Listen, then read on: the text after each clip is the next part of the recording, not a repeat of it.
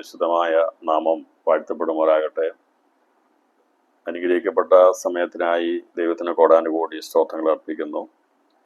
കർത്തൃകൃപയിൽ ആശ്രയിച്ച് വെളിപ്പാട് പുസ്തക പഠന പരമ്പരയുടെ 89ാമത്തെ ക്ലാസ്സിലേക്ക് 2026 ഏപ്രിൽ മാസം 14-ാം തീയതി എല്ലാവരെയും കർത്താവിൻ്റെ ധന്യനാമത്തിൽ വന്ദനം ചൊല്ലുന്നു.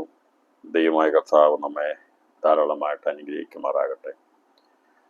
മനുഷ്യപുത്രൻ വെളിപ്പെടുന്ന നാളിനോടുള്ള ബന്ധത്തിൽ, അഥവാ കർത്താവിൻ്റെ രണ്ടാമത്തെ വരവാകുന്ന മഹത്വപ്രതിഷ്ഠിതിയിൽ സംഭവിക്കുന്ന 7 സുപ്രധാന സംഭവങ്ങളിലെ 3ാമത്തെ സംഭവമാകുന്ന ഏദോം വംശത്തെ കർത്താവ് എന്നേക്കുമായി സമ്പൂർണ്ണമായി നശിപ്പിച്ച് കളയുന്നതിനെ കുറിച്ചാണ് നാം ഇപ്പോൾ ചിന്തിച്ചുകൊണ്ടിരിക്കുന്നത്. അതിൻ്റെ പഠന പൂർത്തീകരണത്തിലേക്ക് നമ്മൾ എത്തിച്ചേർന്നിരുന്നു. ഏദോം വംശം ഏതാണെന്നും മുന്തിരിവള്ളി കയ്പുള്ളതാണെന്നും അതിൻ്റെ പശ്ചാത്തലങ്ങളെ മനസ്സിലാക്കിയെടുത്ത് ഈ മുന്തിരിക്കുല ഏതാകുന്നു എന്നുള്ളതിനെ കുറിച്ചുള്ള ഒരു യഥാർത്ഥമായൊരു പഠനം നമ്മൾ നടത്തിയിരുന്നു. 3 മുന്തിരിയെക്കുറിച്ചാണ് നമ്മൾ പഠിച്ചത്. സാക്ഷാൽ മുന്തിരിവള്ളി, ഇസ്രായേലാകുന്ന നല്ല മുന്തിരിവള്ളി, കയ്പാകുന്ന ഏദോമിയ വംശത്തിൻ്റെ മുന്തിരിവള്ളി. ഇതിലെ 3 കുറിച്ചുള്ള കാര്യങ്ങളെ നമ്മൾ പഠിക്കുകയും മനസ്സിലാക്കുകയും ഏതോമാണ് ഈ മുന്തിരിക്കുല എന്ന പേരിൽ ഇവിടെ പറഞ്ഞിരിക്കുന്നതിനെ കുറിച്ചുമാണ് നമ്മൾ ചിന്തിച്ചത്. വെളിപ്പാട് പുസ്തക പഠനത്തിൽ നമ്മൾ പഠിച്ചതിൽ 14-ാം അധ്യായത്തിൽ നമ്മൾ പഠിക്കാതിരുന്ന 1-2 വാക്യങ്ങളാണ് ഇപ്പോൾ വായിച്ച് നമ്മൾ പഠിക്കുന്നത്. അത് ചിന്തിച്ച ശേഷത്തോടുകൂടി 19 വരെയുള്ള അധ്യായങ്ങൾ പൂർണ്ണമായിട്ടും പഠിപ്പിച്ചു എന്നുള്ളതിലേക്ക് നമ്മൾ എത്തിച്ചേരുന്നപ്പോൾ വെളിപ്പാട് പുസ്തകത്തിൻ്റെ 1 മുതൽ 19 വരെയുള്ള അധ്യായങ്ങളുടെ പഠനമാണ് വെളിപ്പാട് പുസ്തകം 14-ാം അധ്യായം അതിൻ്റെ 19-20 വാക്യങ്ങൾ വ്യാഖ്യാനിക്കപ്പെടുന്നതോടെ പൂർത്തീകരിക്കപ്പെടുന്നത്. 19-20 വാക്യങ്ങൾ രേഖപ്പെടുത്തിക്കുന്ന ദൂതൻ കൊങ്കത്തി ഭൂമിയിലേക്ക് എറിഞ്ഞു. ഭൂമിയിലെ മുന്തിരിക്കുല അറുത്തു, ദൈവകോപത്തിൻ്റെ വലിയ ചക്കിലിട്ടു. ചക്ക് നഗരത്തിന് പുറത്ത് വെച്ച് മെതിച്ചു. ചക്കിൽ നിന്ന് രക്തം കുതിരകളുടെ കടിവാളങ്ങളോളം പൊങ്ങി 200 നാഴിക ദൂരത്തോളം ഒഴുകി. അപ്പോൾ ഇവിടെ പറഞ്ഞിരിക്കുന്നത് ഹർമോദ യുദ്ധം കഴിഞ്ഞിട്ട് കർത്താവ് രാജ്ഞയാൽ എതിർക്രിസ്തുവിനെയും കള്ളപ്രവാചകനെയും ജീവനോടെ നിത്യനരകാഗ്നിയിലേക്ക് തള്ളിക്കളയുന്നു. 2 പേര് നിത്യനരകാഗ്നിയുടെ ഇരകളായി തീരുന്നത് ആണ് ഹർമോദ യുദ്ധത്തിൻ്റെ പ്രധാന കാര്യം. എതിർക്രിസ്തുവും കള്ളപ്രവാചകനും ഈ എന്നു മുതൽ നിത്യനരകാഗ്നി ഗന്ധകം കത്തുന്ന തീപ്പൊയ്ക കത്തിജ്വലിക്കാൻ തുടങ്ങിയോ, ഇന്ന് വരെയും അവിടേക്ക് ഒരു ഒരാളെ പോലും ദൈവം തള്ളിയിട്ടിട്ടില്ല. എന്നാൽ അത് സംഭവിക്കുന്നത് ഹർമോദ യുദ്ധത്തിലാകുന്നു. അപ്പോൾ അന്നാണ് ഈ എതിർക്രിസ്തുവും കള്ളപ്രവാചകനുമാകുന്ന 2 മനുഷ്യരെയാണ് ജീവനോടെ ബന്ധിച്ച് നിത്യ നരകാഗ്നിയിലേക്ക് ഇടുന്നത്. കർത്താവിൻ്റെ 2ാമത്തെ വരവെങ്കിൽ നിത്യനരകാഗ്നിയിലേക്ക് തള്ളപ്പെടുന്നവർ അവരെല്ലാം ജീവനോടെയാണ് നിത്യനരകാഗ്നിയിലേക്ക് തള്ളിയിടുന്നതെന്നും നമ്മൾ കഴിഞ്ഞ ദിവസങ്ങളിൽ അന്ത്യന്യായവിധിയുള്ള ബന്ധത്തിൽ ചിന്തിച്ചിരുന്നു. ഇനിയും അത് ഏതൊക്കെ സന്ദർഭങ്ങളിൽ ആരൊക്കെ പോകുന്നു എന്നുള്ളതിന് തുടർന്നുള്ള പഠനത്തിൽ നമ്മൾ പഠിക്കുന്നതായിരിക്കും. അപ്പോൾ ഇവിടെ ഇപ്പോൾ നമുക്ക് മനസ്സിലാകേണ്ട എത്ര പേരാണ് ഈ പ്രാരംഭ സമയത്ത് പോകുന്നത് എന്ന് വരെയാണ് അവർ 2 പേരുണ്ടായിരിക്കുന്നതിനെ കുറിച്ച് നമ്മൾ ജീവിതത്തിൽ കാണാൻ സാധിക്കും. അപ്പോൾ ആരൊക്കെയാണ് നിത്യനരകാഗ്നിയിലേക്ക് തള്ളപ്പെടുന്നത്? 2 പേരാണ്. അപ്പോൾ അവരാണ് നിത്യനരകാഗ്നിയുടെ ആദ്യ ഇരകളായി തീരുന്നത്. അപ്പോൾ എതിർക്രിസ്തു കള്ളപ്രവാചകൻ ദൈവത്തിൻ്റെ തേജസ്സിൻ്റെ ശക്തി മുമ്പാകെ പൈശാചിക ത്രിമൂർത്തികൾ അവര് നിഷ്ക്രിയരായി മാറുന്നു. അവൻ്റെ തേജസ്സിൻ്റെ മുമ്പിൽ അവർക്കൊന്നും ചെയ്യാൻ കഴിയാത്ത വിധത്തിൽ നിഷ്ക്രിയരായി തീരുമ്പോൾ അവരെ പിടിച്ചുകെട്ടി, ജീവനോടെ ഒരു ദൂതൻ പിടിച്ചുകെട്ടി അവരെ 2 പേരെയും നിത്യനരകത്തിൽ തള്ളിക്കളയുകയും നിഷ്ക്രിയരായി കിടക്കുന്ന സാത്താൻ എന്ത് സംഭവിക്കുന്നു എന്നുള്ളതിനെക്കുറിച്ച് നമ്മൾ ചിന്തിക്കുന്നതായിരിക്കും. നമുക്കും എന്തെങ്കിലും യുദ്ധത്തിൽ റോളുണ്ടോ? നാം എന്താണ് ചെയ്യുന്നത്? ഇപ്പം കർത്താവ് ഏദോമിലേക്ക് ഏദോം വംശത്തെ മെതിച്ചു കളയാൻ വേണ്ടി ഇസ്രായേലിൻ്റെ അതിനപ്പുറത്ത് പോകുമ്പോൾ അവൻ ഒറ്റയ്ക്കാണ് പോകുന്നത്. ഇതേക്കുറിച്ച് യശയ്യായുടെ പ്രവചനത്തിൽ പ്രത്യേകം പറഞ്ഞിട്ടുണ്ട്. അവൻ ഏകനായി പോയി അവൻ്റെ ക്രോധത്തിൽ ചവിട്ടിയെന്ന്. അപ്പോൾ ഏകനായി പോകാൻ ഒരു കാരണമുണ്ട്. അപ്പോൾ മണവാട്ടി സഭ എന്ത് ചെയ്യുന്നു ഈ സമയത്ത്? എന്തുകൊണ്ടാണ് കർത്താവ് ഒറ്റയ്ക്ക് ഏദോമിനെ മെതിച്ച് കളയുന്നത്? ആ സമയത്ത് എന്തുകൊണ്ട് മണവാട്ടി സഭ കൂടെ പോകുന്നില്ല എന്നതൊരു മർമ്മമാണ്. അല്ലെങ്കിൽ കർത്താവിനോട് എപ്പോഴും ഒരുമിച്ച് പോകേണ്ടതാണ് മണവാട്ടി സഭ, എന്നാൽ ക്രിസ്തുവോട് ചേരുന്ന സഭ. എന്നാൽ ഈ ഒരു സന്ദർഭത്തിൽ പ്രവചനത്തിൻ്റെ അർത്ഥം നമ്മൾ നോക്കുമ്പോൾ എന്തുകൊണ്ട് അങ്ങനെ പോകുന്നു, എന്തുകൊണ്ടും അവനോട് കൂടെ ചേരുന്ന മണവാട്ടി സഭ ഈ ഏദോമിലേക്ക് പോകുന്നില്ല എന്നുള്ളത് അതിനെ വെറുതെ എഴുതി വെച്ചാൽ അതിൻ്റെ കാരണം കൂടിയുണ്ട്. എന്തുകൊണ്ടാണെന്നുള്ളത് നമ്മൾ ചിന്തിക്കുന്നതായിരിക്കും. അതിനെന്താണ് നടക്കുന്നത്? ഇപ്പോൾ കർത്താവ് ചെയ്യേണ്ട പ്രവൃത്തി അവിടെ ചെയ്യുമ്പോൾ അത് നമ്മളും കൂടിയാണ് ചെയ്യേണ്ടത്. എന്നാൽ ഇവിടെ ആ സമയത്ത് മറ്റൊരു ദൗത്യം ചെയ്യാനുണ്ട്. കർത്താവ് ഏദോമിലേക്ക് പോകുമ്പോൾ അതിനു മുമ്പായി ആ പോകുന്ന സന്ദർഭത്തിൽ ഈ ഹർമോന യുദ്ധസ്ഥലത്ത് ആ യുദ്ധ സ്ഥലത്ത് മറ്റൊരു കാര്യം കൂടി ചെയ്യാനുണ്ട്. അത് ചെയ്യാനുള്ള ദൗത്യം ഏൽപ്പിക്കുന്നത് മണവാട്ടി സഭയ്ക്കാണ്. അതെന്താകുന്നു എന്നുള്ളത് പറയുമ്പോൾ 2 മെതിക്കലാണ് നടക്കുന്നത്. ഒന്ന്, ഏദോം വംശത്തെ ദൈവം ദൂതന്മാർ കൂട്ടിച്ചേർത്ത് കോങ്കത്തി ഉപയോഗിച്ചത്. കോങ്കത്തി എന്നുള്ളതിനെ നമ്മൾ കഴിഞ്ഞ ദിവസം കണ്ടിരുന്നു. നീളമുള്ള ഒരു കമ്പ് പോലെയുള്ളതിൽ മൂർച്ചയുള്ള ആയുധം വെച്ച് ഉപയോഗിക്കുന്നതിനെയാണ് കോങ്കത്തി എന്ന് പറയുന്നത്. അത് ദൂതനാണ് അയക്കുന്നത്. അത് ദൂതന്മാർ കടന്നുപോയി ഈ ഏതോ വംശത്തിലുള്ളവരെല്ലാം ഒന്നിച്ചു കൂട്ടി ഏദോമിൻ്റെ അവരെ ബൊസ്രയിൽ കൂട്ടി വരുത്തുമ്പോൾ അവിടെ നസ്രയൻ അവരെ മെതിച്ചു കളയുന്നു. അവിടെ രക്തം ഒഴുകുന്നതിനെ കുറിച്ചുള്ള കണക്ക് ഇവിടെ കൊടുത്തിട്ടുണ്ട്. അതവിടെ പറഞ്ഞിരിക്കുന്നത് അതിൻ്റെ 14-ാം അധ്യായം 19-ാമത്തെ വാക്യത്തിൽ പറയുന്നത്, ഭൂമിയിലേക്ക് എറിഞ്ഞു, ഭൂമിയിലെ മുന്തിരിക്കുല അറുത്തു, ദൈവകോപത്തിന് വലിയ ചക്കിലിട്ടു. അതിൻ്റെ 20-ാം വാക്യം, ചക്ക് നഗരത്തിന് പുറത്ത് വെച്ച് മെതിച്ചു, ചക്കിൽ നിന്ന് രക്തം കുതിരകളുടെ കടിവാളങ്ങളോളം പൊങ്ങി 200 നാഴിക ദൂരത്തോളം ഒഴുകി. അപ്പോൾ ഇതെല്ലാം കാണുകയാണ് സംഭവിക്കാൻ പോകുന്ന കാര്യങ്ങളെ. ഒരു ചിത്രം കാണുന്നത് പോലെ, ഒരു സിനിമ, ഒരു വിഷ്വലായിട്ടുള്ള ദൃശ്യ കാണുന്നത് പോലുള്ള വരാൻ പോകുന്ന കാര്യങ്ങളെ മുഴുവനും കർത്താവിന്റെ ദാസൻ ദൈവം ഏറ്റവും അധികം സ്നേഹിച്ച യോഹന്നാൻ ദൈവം വെളിപ്പെടുത്തി കൊടുത്തുമ്പോൾ അത് മുഴുവൻ കാണുകയാണ്. ഇവിടെ കാണുന്നത് ചക്ക് ആര് മെതിച്ചെന്ന് ഇവിടെ എഴുതിയിട്ടില്ല. എന്നാൽ ആരാണ് മെതിച്ചത് എന്നുള്ളത് നമുക്ക് യെശയ്യാവിന്റെ പ്രവചനത്തിന്റെ 2-3 വാക്യങ്ങൾ വായിക്കുമ്പോൾ നമുക്കവിടെ കാണാൻ സാധിക്കുന്നു. വെളിപ്പാട് പുസ്തകം വളരെ സംക്ഷിപ്തമായിട്ട് ഓരോ കാര്യങ്ങൾ പറയുമ്പോൾ അതിൻ്റെ പൂർത്തീകരണം മറ്റുള്ള ഭാഗങ്ങളിൽ കൊടുത്തിട്ടുണ്ട്. എന്ന് പറഞ്ഞാൽ അതിൻ്റെ വ്യാഖ്യാനത്തിനുള്ള ഭാഗങ്ങൾ ദൈവത്തിൻ്റെ മറുഭാഗങ്ങൾ കൊടുത്തിട്ടുണ്ട്. അപ്പം അത് നമ്മൾ ചിന്തിച്ച് അതുമായിട്ട് വ്യാഖ്യാനിച്ചോണം. അതുകൊണ്ടാണ് അതെല്ലാം ഇവിടെ എഴുതാതിരിക്കുന്നത്. ഇവിടെ രേഖപ്പെടുത്തി ഇത്രയേ ഉള്ളൂ, ഭൂമിയിലേക്ക് നഗരത്തിന് പുറത്ത് വെച്ച് മെതിച്ചു, ചക്കിന് രക്തം കുതിരയുടെ കടിവാളങ്ങളോളം പൊങ്ങി 200 നാഴിക ദൂരത്തോളം ഒഴുകി. ഇത് ഇത്ര എഴുതിയിട്ടുള്ളൂ.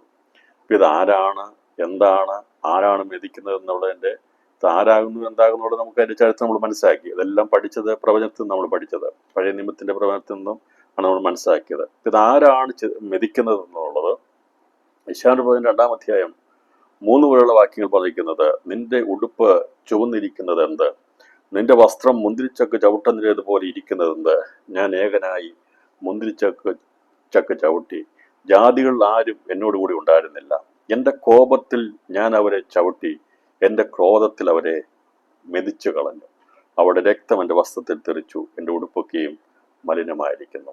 കർത്താവ് ഏദോമിൽ തൻ്റെ പ്രവൃത്തി ചെയ്തതിനു ശേഷമായി ചെരുപ്പ് ഏദോമിൽ എറിയുകയാണ് ചെയ്യുന്നത്. അപ്പോൾ മോവാബ് എനിക്ക് കഴുകാനുള്ള വട്ട എന്ന് പറയുകയാണ്. കാരണം അങ്ങനെ കൈ കഴുകി കർത്താവ് പ്രവൃത്തികളൊക്കെ തികച്ച് ചെരുപ്പ് എറിയുന്നു. അപ്പോൾ ദൈവമൊക്കെ തന്നിരിക്കുന്നത് ചെരുപ്പ് സുവിശേഷത്തിനായുള്ള ഒരുക്കമാണ് കാലചെരുപ്പാക്കിയിരിക്കുന്നത്. എന്നാൽ സുവിശേഷത്തിൻ്റെ കാലസമാപ്തിയിലേക്ക് വന്നു കഴിയുമ്പോൾ കർത്താവ് ഇവിടെ അന്ന് ഉപയോഗിക്കുന്ന പ്രതികാരത്തിൻ്റെ ദൈവമായിട്ടാണ് അവിടെ എഴുന്നേൽക്കുന്നത്. അവരെ മെതിച്ച് കളയുകയാണ് ചെയ്യുന്നത്. അപ്പോൾ ആ പ്രതികാരത്തിൻ്റെ പ്രവൃത്തി തുടങ്ങി. അത് കർമ്മയുദ്ധത്തോടുകൂടെ ആരംഭിച്ച് സാത്താനോട് അവരെയും സാത്താനിക പൈശാചിക ശക്തികൾ ത്രിമൂർത്തികളെ നിഷ്ഫലമാക്കി കർത്താവ് ചെയ്യേണ്ട കാര്യങ്ങളെ ചെയ്ത് അവിടെ അവൻ്റെ വായിൽ നിന്ന് പുറപ്പെടുന്ന വാളുകൊണ്ട് അന്ന് കൂടി വരുന്ന കോടിക്കണക്കിനുള്ള ലോകത്തിലെ സകല വീരന്മാരും സഹസാധ്യന്മാരുടെ എല്ലാം തല അല്ലെങ്കിൽ അറുക്കപ്പെട്ടവരായി അല്ലെങ്കിൽ അവരുടെ നിന്ന് രക്തം ചീന്തുന്ന അവസ്ഥയിലേക്ക് വന്ന് വലിയ ഒരു രക്തപ്പുഴ ഒഴുകി. യശയ്യാവിന്റെ 34 അധ്യായത്തിൽ വായിച്ചത് അത് അന്ന് മലകൾ ഒഴുകിപ്പോകുന്ന വലിയ രക്തപ്പുഴ ഒഴുകി മലകൾ ഒഴുകിപ്പോകുമെന്നുള്ളത് നമ്മൾ ചിന്തിച്ചിരുന്നു. അപ്പോൾ അത് ഇസ്രായേലിന്റെ അതിർത്തിക്കുള്ളിൽ നടക്കുന്ന ഒരു സംഭവമാണ്. ഹർമഗദോൻ എന്ന ആ താഴ്വര വെച്ച് നടക്കുന്ന ഇതിൻ്റെയൊക്കെ സ്ഥലവും ലൊക്കേഷനും ഒക്കെ അത് കൃത്യമായിട്ടൊന്നും പ്രവചിച്ച് കണ്ടുപിടിച്ച് പറയാൻ എനിക്ക് അറിയത്തില്ല. ഇതെവിടെയാണ്, എത്ര ദൂരമുണ്ട്, എത്ര കിലോമീറ്റർ ആണെന്ന് എനിക്കറിയത്തില്ല. പക്ഷെ ഇത് ഹർമഗദോൻ എന്ന സ്ഥലത്ത് ആണ് ഇസ്രായേലിന്റെ അതിർത്തിക്ക് അകത്താണ് നടക്കുന്നത് എന്നുള്ളത് മാത്രമേ എനിക്കിപ്പോൾ അറിയത്തുള്ളൂ. പിന്നെ അതേക്കുറിച്ചുള്ള കൂടുതൽ എത്ര വിസ്തീർണം ഉണ്ടായിരിക്കും, അതിൻ്റെ പിൻ പോയിന്റ് ആയിട്ടുള്ള സ്ഥലം എവിടെയാണ്, അതിപ്പോൾ എവിടെയാണ്, അതിനി എവിടെയായിരിക്കും എന്നുള്ളതിനെക്കുറിച്ച് ഞാൻ പഠിക്കാൻ പോയിട്ടില്ല. പക്ഷേ ഈ സംഭവങ്ങളൊക്കെ നടക്കുന്നത് ഇസ്രായേൽ വെച്ചാണെന്നും അത് മെഗിദോ അല്ലെങ്കിൽ ഹർമഗദോ എന്ന സ്ഥലത്തോട് ബന്ധത്തിലാണെന്നും പ്രവചനങ്ങളുടെ പല ഭാഗങ്ങൾ രേഖപ്പെടുത്തിയിരിക്കുന്നതുകൊണ്ട് അത് തമ്മിലുള്ള ഒരു കോർഡിനേഷനോടുകൂടി അത് ഇന്ന സ്ഥലമായിരിക്കുമെന്ന് വ്യക്തമായി പറയാൻ കഴിയാത്തതുകൊണ്ട് ഞാൻ ആ സ്ഥലവും ലൊക്കേഷൻ പറയുന്നില്ല. എന്നാൽ ഹർമഗദോ എന്ന സ്ഥലത്തിലായിരിക്കും. എത്ര കിലോമീറ്റർ ഉണ്ടോ അതിൻ്റെ വിസ്തൃതത്തെയാണെന്ന് എനിക്കറിയത്തില്ല. എന്നാൽ അത് ദൈവത്തിനെതിരായി ക്രിസ്തുവിനെതിരായി എല്ലാവരും വന്നുകൂടുന്ന സ്ഥലമാണെന്നും അങ്ങനെ ഒരു സ്ഥലം യെരൂശലേമിൽ ഉണ്ടാകുമെന്നും അവിടെ ഇവരെല്ലാം കൂടി ഒരു യുദ്ധം ഉണ്ടാകുമെന്നുള്ളതും അന്ന് അവിടെ മലകൾ ഇളകി നിൽക്കുന്ന മലകൾ ഈ പറയുന്ന രക്തപ്പുഴയിൽ ഒഴുകിപ്പോകുമെന്നുള്ളതും വചനത്തിന് അടിസ്ഥാനമാകിയാൽ ആ വചനത്തിലുള്ള കാര്യങ്ങളുള്ള ബന്ധത്തിൽ ഞാൻ ആ ഭാഗം ഞാൻ മനസ്സിലാക്കി പഠിപ്പിക്കുന്നു. ബാക്കിയുള്ള കാര്യങ്ങളൊക്കെ ദൈവം അനുവദിച്ചാൽ അത് ഹിസ്റ്റോറിക്കലായിട്ടുള്ള കാര്യമാണ്.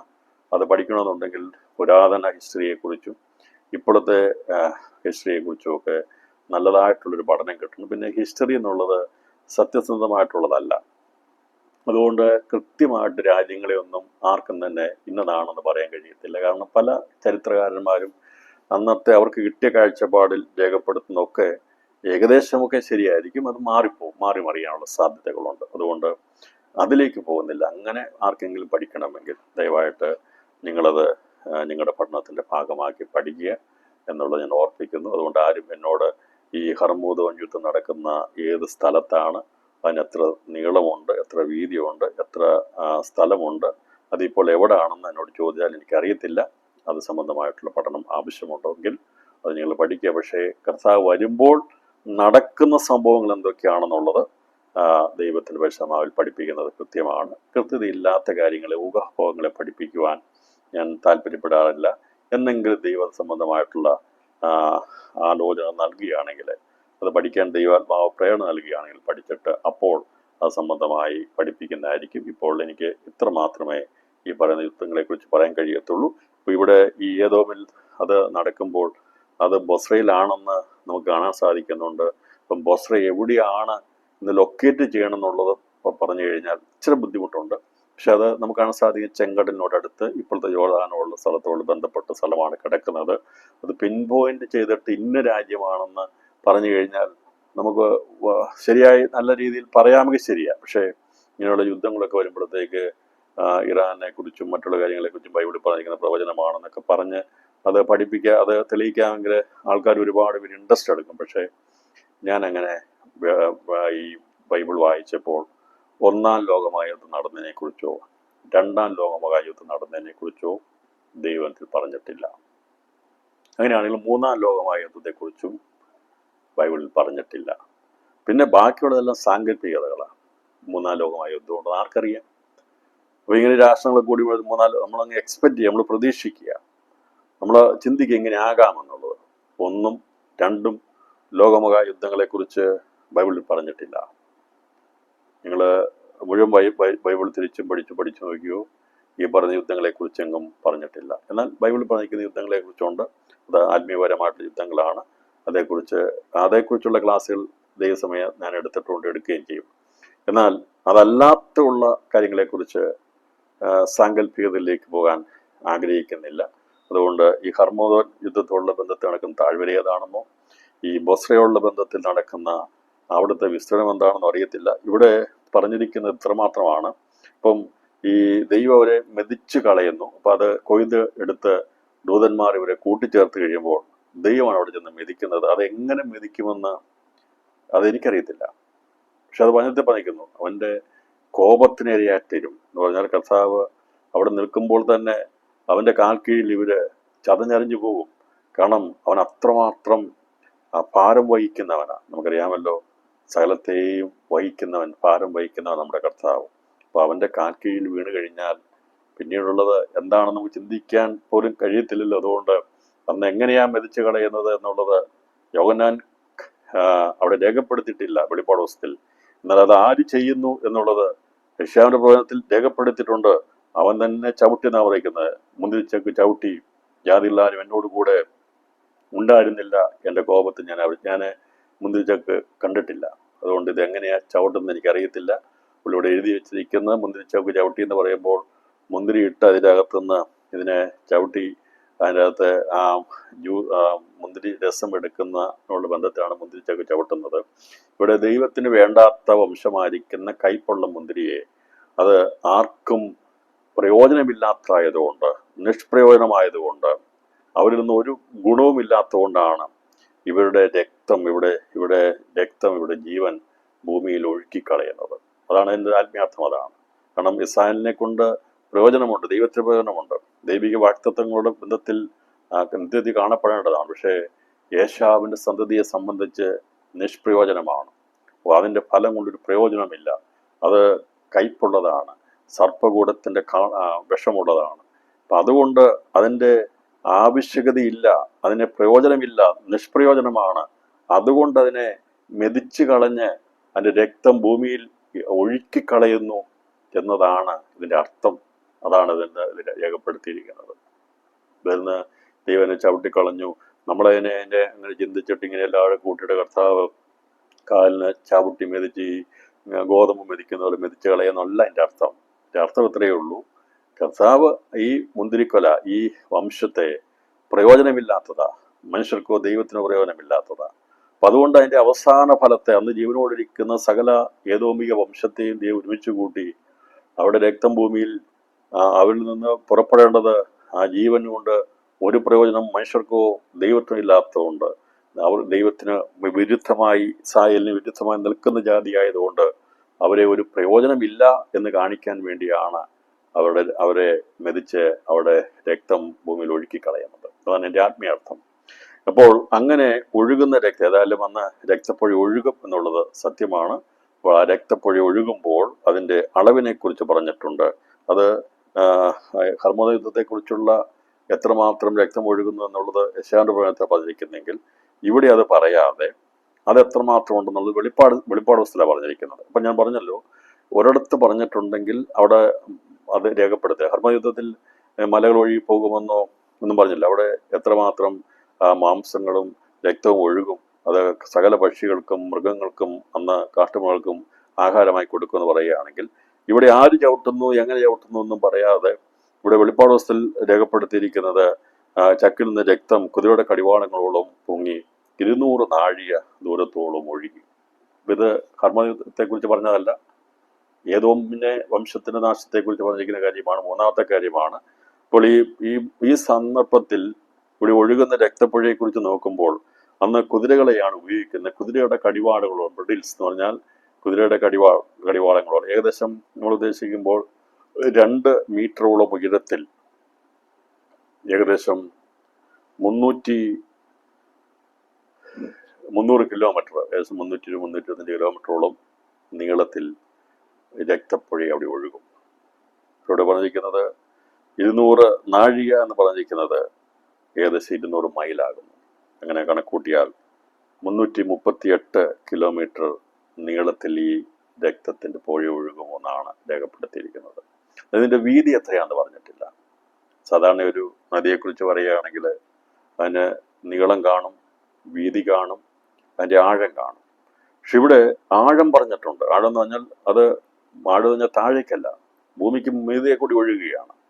അപ്പോൾ ആ ഒഴുകുമ്പോൾ ഇത് പരന്നൊഴുകുകയാണ്. കാരണം ഇത് മെതിക്കുന്ന സ്ഥലമായതുകൊണ്ട് അത് എത്രമാത്രമാണോ പരന്നൊഴുകുന്നത്, നിങ്ങളത് മനസ്സിലാക്കുക. ഇതൊരു നദി പോലെ ഭൂമിയുടെ പരപ്പിൽ നിന്ന് താഴെക്കൂടിയല്ല ഒഴുകുന്നത്, ഭൂമിയുടെ മുകളിൽ കൂടിയാണ് ഒഴുകുന്നത്. അപ്പോൾ ഒഴുകുമ്പോൾ അതിൻ്റെ ഉയർച്ച പറഞ്ഞിട്ടുണ്ട്. 2 മീറ്ററോളം ഏകദേശം ഉയർന്നു പൊങ്ങും. പക്ഷെ അതിൻ്റെ വീതി എത്രയാണെന്ന് ഇവിടെ രേഖപ്പെടുത്തിയിട്ടില്ല.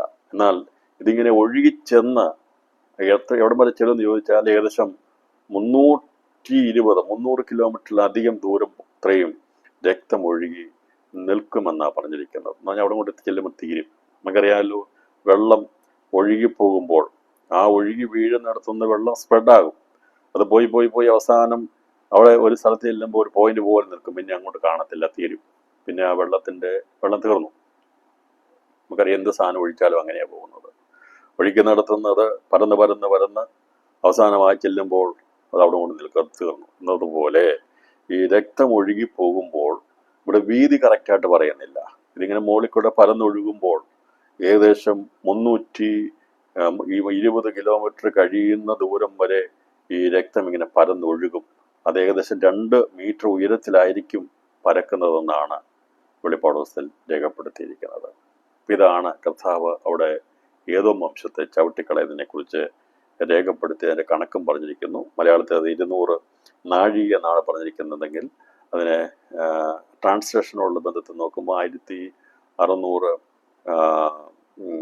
സ്റ്റേഡിയ എന്നും അതുപോലെ ഇതിനെ 200 മൈലെന്നും 1600 ഫർലോസ് എന്നൊക്കെ പറഞ്ഞിട്ടുണ്ട്. എല്ലാം കൂടെ കണക്ക് കൂട്ടി നോക്കിയാൽ പിന്നെ ഇതിനകത്തേക്ക് ഇച്ചിരി കണക്കൂട്ടത് മാറ്റമോ എന്തെങ്കിലുമൊക്കെ വ്യത്യാസം വന്നാൽ അതൊന്നും വലിയ കാര്യമല്ല. ഇപ്പം 330 300 എത്രയെങ്കിലും ആകട്ടെ, എനിക്ക് അതിൻ്റെ കറക്റ്റായിട്ടുള്ള മെഷർമെൻ്റ് ഒന്നും ഇനി നാളെ ആരെങ്കിലും പറയരുത് അങ്ങനെ അത്രയല്ല 100 കിലോമീറ്റർ ഉണ്ടായെന്ന് പറഞ്ഞാൽ അതിനകത്ത് വലിയ പ്രശ്നം ഉണ്ടാകുന്നില്ല. ഇനി കണക്ക് കൂട്ടി അന്നേരം തന്നെ പറയരുത് ഈ പഠിപ്പിച്ചൊക്കെ തെറ്റാണ് എന്ന് പറയരുത്. അത് ഞാൻ പറഞ്ഞല്ലോ, അതിനല്ല ഇവിടെ പ്രസക്തി ഇരിക്കുന്നത്. എത്ര കിലോമീറ്റർ ഉയർന്നു പൊങ്ങി 2 മീറ്റർ ആണോ 1.5 മീറ്റർ ആണോ അന്നേരം തന്നെ പറയരുത് അയ്യോ വ്യാഖ്യാനം തെറ്റിപ്പോയേ 1 മീറ്ററേ ഉണ്ടായിരുന്നുള്ളേ, അത് കുതിരയുടെ കടിവാളം എന്ന് പറയുന്നത് 2 മീറ്റർ അല്ല അങ്ങനെയൊന്നും ചിന്തിക്കരുത്. അപ്പം അതൊന്നും എനിക്കറിയത്തില്ല. ഈ കുതിരയുടെ കടിവാളം എത്രയാ ബ്രിഡിൽസ് എത്രയാണെന്ന് ഞാൻ മെഷർ ചെയ്യാൻ പോയിട്ടില്ല. പിന്നെ ഏകദേശം ഒരു കണക്ക് വെച്ച് 2 മീറ്റർ എന്ന് പറയുന്നു. ഇപ്പം 300 മീറ്റർ ഏകദേശം പറയാം. നാളെ ആരെങ്കിലും ഇത് നിങ്ങൾ എവിടെയെങ്കിലും കണ്ടിട്ടത് 150 മീറ്ററോ 200 കിലോമീറ്ററോ ഉള്ളെന്ന് പറഞ്ഞാൽ അതിനകത്ത് ഞാൻ പറഞ്ഞല്ലോ, ഈ വ്യാഖ്യാനത്തിൻ്റെ അകത്ത് പെശകല്ല. കുറച്ച് കണക്കൊക്കെ മാറും, അങ്ങോട്ടും ഇങ്ങോട്ടും മാറും. അതുകൊണ്ട് നമ്മൾ ഏകദേശം എന്ന് പറയുന്നത്. ഞാൻ എപ്പോഴും അതുകൊണ്ടാണ് ഏകദേശം എന്ന് പറയുന്നത്, കൃത്യമായിട്ടുള്ള കണക്കല്ല. കാരണം പരന്നൊഴുകുന്നതിനെ കുറിച്ച് ഇതിനെക്കുറിച്ച് നാളെ പഠിച്ചത് ഇനി എബ്രഹാം ഭാഷ എന്ന് പഠിപ്പിച്ചപ്പോൾ അത്രയാണ് പറഞ്ഞത്. അതിൻ്റെ നീളം പറഞ്ഞ് ശരിയല്ല, അതിൻ്റെ ഉയരം പറഞ്ഞാൽ ശരിയല്ല എന്ന് പറഞ്ഞോട് വരരുത്. അത് എനിക്കതേക്കുറിച്ച് ഞാൻ പറഞ്ഞില്ല. അത് നമുക്ക് ഏകദേശമായിട്ടുള്ള കണക്ക് വെച്ച് മലയാളത്തിൽ എഴുതിയിരിക്കുന്ന 200 നാഴിക എന്ന് പറഞ്ഞിരിക്കുന്നത് 200 നാഴിക എന്താണെന്നുള്ളത് നമ്മളത് വെളിപ്പാട് പുസ്തകത്തിൽ തുടർന്നുള്ള ഭാഗങ്ങളൊക്കെ പഠിക്കുമ്പോൾ അത് നാഴികയുള്ള ബന്ധത്തിലൊക്കെ മനസ്സിലാക്കിയിട്ടുണ്ട്. അപ്പോൾ അത് ഇംഗ്ലീഷ് പുസ്തകം പഠിക്കുമ്പോഴാണ് 200 മൈൽസ് എന്ന് കണ്ടത്. അതിനെ കൺവേർട്ട് ചെയ്യുമ്പോഴാണ് ഈ പറയുന്ന ദൂരം കിട്ടുന്നത്. ഇനി നാളെ ഇത് വേറൊരു രീതിയിൽ ആരെങ്കിലും ഇത്രയാണെന്ന് പറഞ്ഞാൽ അതുകൊണ്ട് ഈ പറയുന്ന വെളിപ്പാട് പുസ്തക പഠനത്തിൻ്റെ ആഴത്തിന് മാറ്റം വരുന്നില്ല. ഇതൊക്കെ മാറാം, ഇതൊക്കെ അല്പം അങ്ങോട്ടും ഇങ്ങോട്ടും മാറാം. പക്ഷേ ഇതിൻ്റെ ഗൗരവത മനസ്സിലാക്കുക, അത്രയും മനസ്സിലാക്കുക. അതാണ് ഇവിടെ ഉദ്ദേശിച്ചിരിക്കുന്നത്. അല്ലാതെ കണക്ക് കൂട്ടി കാറ്റി കുറിച്ചെടുത്ത് ഇത്ര കിലോമീറ്റർ ഇത്ര മീറ്റർ ആണെന്ന് പറഞ്ഞൊന്നും പഠിപ്പിക്കാനല്ല. ചിലർ രാജ്യങ്ങളെക്കുറിച്ച് പ്രാർത്ഥിക്കാൻ പറയുമ്പോൾ ജനസംഖ്യയെക്കുറിച്ച് പറയുമ്പോഴത്തേന് 5,10,30,561 പറയും. അങ്ങനെയൊക്കെ പ്രാർത്ഥിച്ചാൽ അത് ശരിയാണ്? അല്ല. നമ്മൾ അത്രമാത്രം അങ്ങനെ എക്സാക്റ്റായിട്ട് ആർക്ക് പ്രാർത്ഥിക്കാൻ പറ്റും? രാജ്യത്തിൻ്റെ ജനസംഖ്യയെക്കുറിച്ച് ആർക്കാണ് പ്രാർത്ഥിക്കാൻ പറ്റുമോ? ഞാൻ ഉദാഹരണം പറഞ്ഞതാണ്. പക്ഷേ ഞാൻ പ്രാർത്ഥിക്കുന്ന സമയം കൊണ്ട് ഒരാൾ മരിച്ചിട്ടുണ്ടോ? അവിടെ ഒരാൾ ജനിച്ചിട്ട് എത്രയോ പേര് ജനിച്ചു കാണും, എത്ര പേര് മരിച്ചു കാണും. അപ്പം അതുകൊണ്ട് അങ്ങനെ കറക്റ്റായിട്ടൊരു രാജ്യത്തെക്കുറിച്ച് പ്രാർത്ഥിക്കുമ്പോൾ എവിടുന്നെങ്കിലും കണക്കെടുത്ത് വെച്ചാൽ 5,10,55,131 എന്നുള്ള രീതിയിൽ പ്രാർത്ഥിക്കണ്ട. ഏകദേശം നമ്മൾ കണക്ക് പറയും, ഏകദേശമായത്. കാരണം ഇതൊന്നും കൃത്യമായിട്ട് കണ്ടുപിടിക്കാൻ പറ്റുന്നതല്ല. ഞാനങ്ങനെ ചിലർ പ്രാർത്ഥിക്കുന്നത് കേട്ടിട്ടുണ്ട്. അങ്ങനെ പ്രാർത്ഥിച്ചാൽ അത് പറഞ്ഞ സമയത്തെ ഹിസ്റ്ററിയാണ്. അത് ഈ പ്രാർത്ഥിക്കുന്ന സമയം കൊണ്ട് അത് മാറിപ്പോയി. അതുകൊണ്ടാണ് അങ്ങനെയുള്ള ഈ പറയുന്ന എണ്ണത്തിലേക്കൊന്നും നമ്മൾ പ്രാർത്ഥിക്കേണ്ട ആവശ്യമില്ല. ഏകദേശം എന്നൊരു വാക്കൊക്കെ പറഞ്ഞ് അങ്ങ് പ്രാർത്ഥിച്ചാൽ മതി. അല്ലാതെ കൃത്യതയോടുകൂടിയൊന്നും നമ്മുടെ രാജ്യത്ത് എത്ര ഗ്രാമങ്ങളുണ്ടെന്ന് കൃത്യമായിട്ട് ആർക്ക് പറയാൻ കഴിയും? അതൊക്കെ ഏകദേശം ഒരു കാര്യങ്ങളൊക്കെ ഒരു 5 ലക്ഷം ഗ്രാമങ്ങളുണ്ട് നമ്മൾ പറയും. എല്ലാം അങ്ങനെയാണ്. അതുകൊണ്ട് ഈ കണക്കുകളും ഞാനിത് പറയാൻ കാരണം ഈ പഠനമൊക്കെ തെറ്റാണ് തെളിയിക്കാൻ വേണ്ടി ആരും ഇതിൻ്റെ കണക്കും പറഞ്ഞുകൊണ്ട് വരരുത് എന്നാണ് പ്രത്യേകിച്ച് ഓർപ്പിക്കുന്നത്. ആര് കേട്ടാലും ഞാൻ ഏകദേശമായ കണക്കാണ് പറഞ്ഞിരിക്കുന്നത്, അതിൻ്റെ അപ്പുറമായിട്ട് ഇതിന് വലിയൊരു കാര്യം കൊടുക്കേണ്ട. അങ്ങനെ കൊടുക്കേണ്ട സ്ഥലത്ത് കൊടുക്കണം. ഇതിന് അങ്ങനെ ഒരു കാര്യമില്ല. അതുകൊണ്ട് ഈ പറയുന്ന കണക്കുകൾ മാറാം, അത് മാറിയാലും കുഴപ്പമില്ല. പക്ഷേ അതിൻ്റെ ഭയാനകത വെളിപ്പെടുത്താൻ വേണ്ടിയാണ് ഈ ഇത്രയും കാര്യങ്ങൾ ഇങ്ങനെയൊരു കണക്ക് പറഞ്ഞിരിക്കുന്നത്. അത് ഏകദേശമാണ് എന്നുള്ളത് പറഞ്ഞുകൊണ്ട് ഏദോമിനെ കുറിച്ചുള്ള ദൈവത്തിൻ്റെ ന്യായവിധി നടത്തുന്നത് അവനെ ചവിട്ടി ഇല്ലാതാക്കി മെതിച്ച് കളയുമ്പോൾ അവരുടെ രക്തമൊഴുകി ഇങ്ങനെ വലിയ രക്തം പരന്നൊഴുകും. അതുകൊണ്ടാണ് വീതി പറയാത്തത്. ഭൂമിയുടെ മീതെ കൂടെ അതെവിടെയാണോ അന്ന് ബസ്രയിൽ ഇതുണ്ടാകുമ്പോൾ മനുഷ്യൻ്റെ രക്തം ഒഴുകും. അന്ന് ഏകദേശം 2 മീറ്റർ ഉയരത്തിൽ ഈ രക്തം ഇങ്ങനെ വീതിയിൽ പടർന്ന് 300 കിലോമീറ്ററോളം ദൂരത്തിൽ ഒഴുകിപ്പോകുന്നത് നിങ്ങൾക്ക് ദർശിക്കാൻ കഴിയുമോ? നിങ്ങളങ്ങനെ ഈ വെള്ളപ്പൊക്കമൊക്കെ ഉണ്ടാകുന്ന സമയത്ത് വെള്ളം ഒഴുകി വരുന്ന കണ്ടിട്ടുണ്ടോ? വെള്ളം ഇങ്ങനെ ഒഴുകി വേഗത്തിൽ, വെള്ളം വളരെ ശക്തിയോടെ ഒഴുകി പരന്നൊഴുകി അങ്ങ് പോയി ഒരു സ്ഥലത്ത് ചെല്ലുമ്പോൾ നിൽക്കുന്നത് പോലെ രക്തം കൊണ്ടുള്ള ഒരു വെള്ളപ്പൊക്കം ഈ പറയുന്ന ഏതോ ദേശത്ത് ഉണ്ടായിരിക്കുമെന്നുള്ളത് പറഞ്ഞു. ഇപ്പോൾ ഇവിടെ ദൈവമാണ് ഏകനായി ചവിട്ടുന്നെങ്കിൽ ക്രിസ്തു തൻ്റെ മണവാട്ടി സഭയെ കൊണ്ട് പോകാതിരിക്കുമ്പോൾ എന്താണ് മണവാട്ടി സഭയുടെ ദൗത്യം ആ സമയത്തെന്നുള്ളത് നമ്മൾ ചിന്തിക്കുന്നതായിരിക്കും. അപ്പോൾ ഇതോടുകൂടി നമ്മൾ ചിന്തിക്കുമ്പോൾ ഹർമോദ യുദ്ധത്തെക്കുറിച്ചും അന്ന് രക്തപ്പൊഴി ഒഴുകുന്നതിനെക്കുറിച്ചും അതിൻ്റെ കണക്കിനെക്കുറിച്ചും നമ്മൾ ചിന്തിച്ചു. മലകൾ ഒഴുകിപ്പോകുന്ന വലിയ ഒരു രക്തപ്പൊഴിയാണെന്ന് കൊടാനു എത്രയോ കോടി ഈ യുദ്ധവീരന്മാർ വന്നു ചേർന്ന് അവരുടെ രക്തം ഒഴുകുമ്പോൾ ഇവിടെ ഉണ്ടാകുന്ന ബൊസ്രയിലെ രക്തമൊഴുക്ക് അത് വളരെ ചെറുതാണ്. പക്ഷേ ഈ ഹർമോദ യുദ്ധത്തിൽ ഒഴുകുന്ന രക്തം വളരെ വലിയൊരു കണക്കാണ്. അത് ഇളകി നിൽക്കുന്ന മലകൾ ഒഴുകിപ്പോകും. രക്തം കൊണ്ട് മലകൾ ഒഴുകിപ്പോകുന്നത് നിങ്ങൾക്ക് കാണാൻ സാധിക്കുമോ? ഇതുവരെ സംഭവിക്കാത്ത കാര്യമാണ്. എന്നാൽ അത് സംഭവിക്കും. എന്നാണത് സംഭവിക്കുന്നത്? രാജാതിരാജാവായിരിക്കുന്ന കർത്താവിനോട് എതിർത്ത് നിൽക്കുന്ന എതിർ ക്രിസ്തുവും കള്ളപ്രവാചകനും അവൻ്റെ സൈന്യങ്ങളും എല്ലാം കൂടി വരുമ്പോൾ കൊന്നുകളയേണ്ടതിനെ കൊന്നുകളഞ്ഞ് പിടിച്ചു കെട്ടി ജീവനോടെ തള്ളിക്കളഞ്ഞ് അന്ന് അവൻ്റെ വായിൽ നിന്ന് പുറപ്പെടുന്ന വാളുകൊണ്ട് വെട്ടേറ്റ് വീഴുന്ന മനുഷ്യരുടെ അന്നത്തെ പടയാളികളുടെ അല്ലെങ്കിൽ കൂടെ നിൽക്കുന്ന ക്രിസ്തുവിനെതിരെ വരുന്നവരുടെ ശവങ്ങൾ കൊണ്ട് നിറയ്ക്കുമ്പോൾ അവരിൽ നിന്ന് രക്തമൊഴുകി രക്തപ്പൊഴി ഒഴുകി അവിടെ ആ ദേശത്തോടുള്ള ബന്ധത്തിൽ ഇളകി നിൽക്കുന്ന മലകൾ ഒഴുകിപ്പോകുമ്പോൾ അത് കണ്ടിട്ടാണ് പ്രവാചകൻ പ്രവചിച്ചത്. അന്ന് മലകൾ രക്തം കൊണ്ട് ഒഴുകിപ്പോകുമെന്ന് വെറുതെ പ്രവചിച്ചില്ല. അവനത് ആത്മാവിൽ കാണുവാനിടയായി തന്നു. പ്രിയപ്പെട്ടവരെ, നമ്മളിത് അവരത് ആത്മാവിൽ കണ്ടെഴുതി അതിൻ്റെ പശ്ചാത്തലം എന്താണെന്നുള്ളത് ഭാവികാല സംഭവത്തോട് ബന്ധത്തിൽ നമ്മൾ ചിന്തിക്കുമ്പോൾ നമ്മുടെ മനസ്സിലും അതേ കാര്യങ്ങൾ വരണം. ഇത് സംഭവിക്കുന്നതാണ്.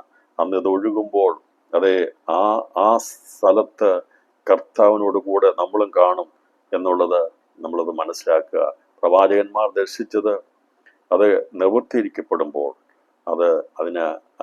അതിനോട് അന്ന് അതിൽ പങ്കാളിത്തമുള്ള പ്രിയപ്പെട്ടവർ ആണ് അല്ലെങ്കിൽ ഇതൊക്കെ കാണാനുള്ള, ഇതിനോട് കർത്താവിനോട് ചേർന്ന് നിൽക്കാനുള്ളവരാണ് നമ്മളെന്നുള്ളത് മനസ്സിലാക്കിക്കൊണ്ട് ഈ മൂന്നാമത്തെ സംഭവത്തിന് പഠനത്തിന് വിരാമം കുറിക്കുന്നു.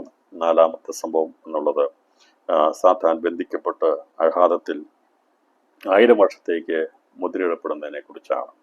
അപ്പോൾ ഇത് പഠിക്കുമ്പോൾ കർത്താവ് ഏദോമിൽ ഈ പറയുന്ന യുദ്ധം ചെയ്യുന്ന സമയത്ത് എന്ന് പറഞ്ഞാൽ ഇവരെ മെതിച്ച് കളയുമ്പോൾ മറുഭാഗത്ത് മണവാട്ടി സഭയ്ക്ക് ദൈവം കൂടി ദൗത്യം എന്താണെന്ന് ഇതിനോടുള്ള ബന്ധത്തിൽ നമ്മൾ ചിന്തിക്കുന്നതായിരിക്കും. ഞാനൊരു ഭാഗം പറഞ്ഞിരുന്നു. അപ്പോൾ എന്തുകൊണ്ടാണ് ഏകനായി കർത്താവ് ചവിട്ടാൻ പോകുന്നത്, മണവാട്ടി സഭയെ കൊണ്ടുപോകാത്തത് എന്താണ്? അന്നേരം 2 മെതി നടക്കുന്നുണ്ട്. അതിൻ്റെ ഒരു ഭാഗം ഏദോമിനെ തകർത്ത് കളയുകയാണെങ്കിൽ മറ്റൊരു ഭാഗം അന്ന് ഹർമോദ യുദ്ധത്തോടുള്ള ബന്ധത്തിൽ ദൈവം തൻ്റെ വിശ്വസ്തരായിരിക്കുന്ന മണവാട്ടി സഭയെ ഏൽപ്പിച്ചു പോകുന്നൊരു ദൗത്യമുണ്ട്. നമ്മളന്ന് എന്ത് ചെയ്യും?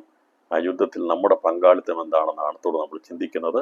അതിനുള്ള ബന്ധത്തിൽ പഠിക്കുമ്പോൾ വെളിപ്പാട് 20-ാം അധ്യായം 1 മുതൽ 3 വരെയുള്ള വാക്യങ്ങളുടെ വ്യാഖ്യാനത്തിലേക്കാണ് നാം പ്രവേശിക്കുന്നത്. ഇപ്പോഴുള്ള പഠനത്തോടുകൂടി വെളിപ്പാട് പുസ്തകം 19 വരെയുള്ള അധ്യായങ്ങളുടെ പഠനം പൂർത്തീകരിക്കപ്പെട്ടിരിക്കുന്നു എന്നുള്ളത് ഞാൻ പ്രത്യേകം ഓർപ്പിക്കുകയും ചെയ്യുന്നു. അതിൻ്റെ 20-ാമത്തെ വാക്യം പ്രകാരം രേഖപ്പെടുത്തിയിരിക്കുന്നു.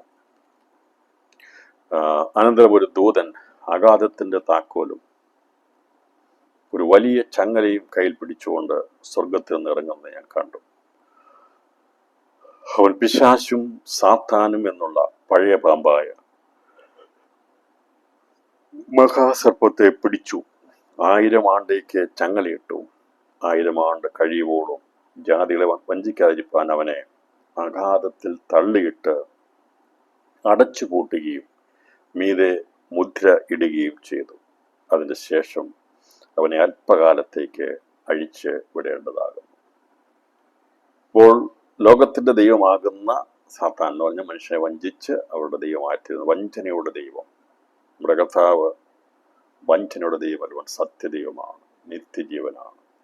എന്നാൽ വഞ്ചനയുടെ ദൈവവും നിത്യ മരണവുമാകുന്ന പിശാചിനെയാണ് ഇവിടെ വെളിപ്പെടുത്തിയിരിക്കുന്നത്. അതിനെ സംബന്ധിച്ച് പറയുമ്പോൾ അനന്തരം ഒരു ദൂതൻ എന്ന് പറഞ്ഞാൽ അടുത്ത സംഭവം ഇവിടെ പറഞ്ഞിരിക്കുകയാണ്.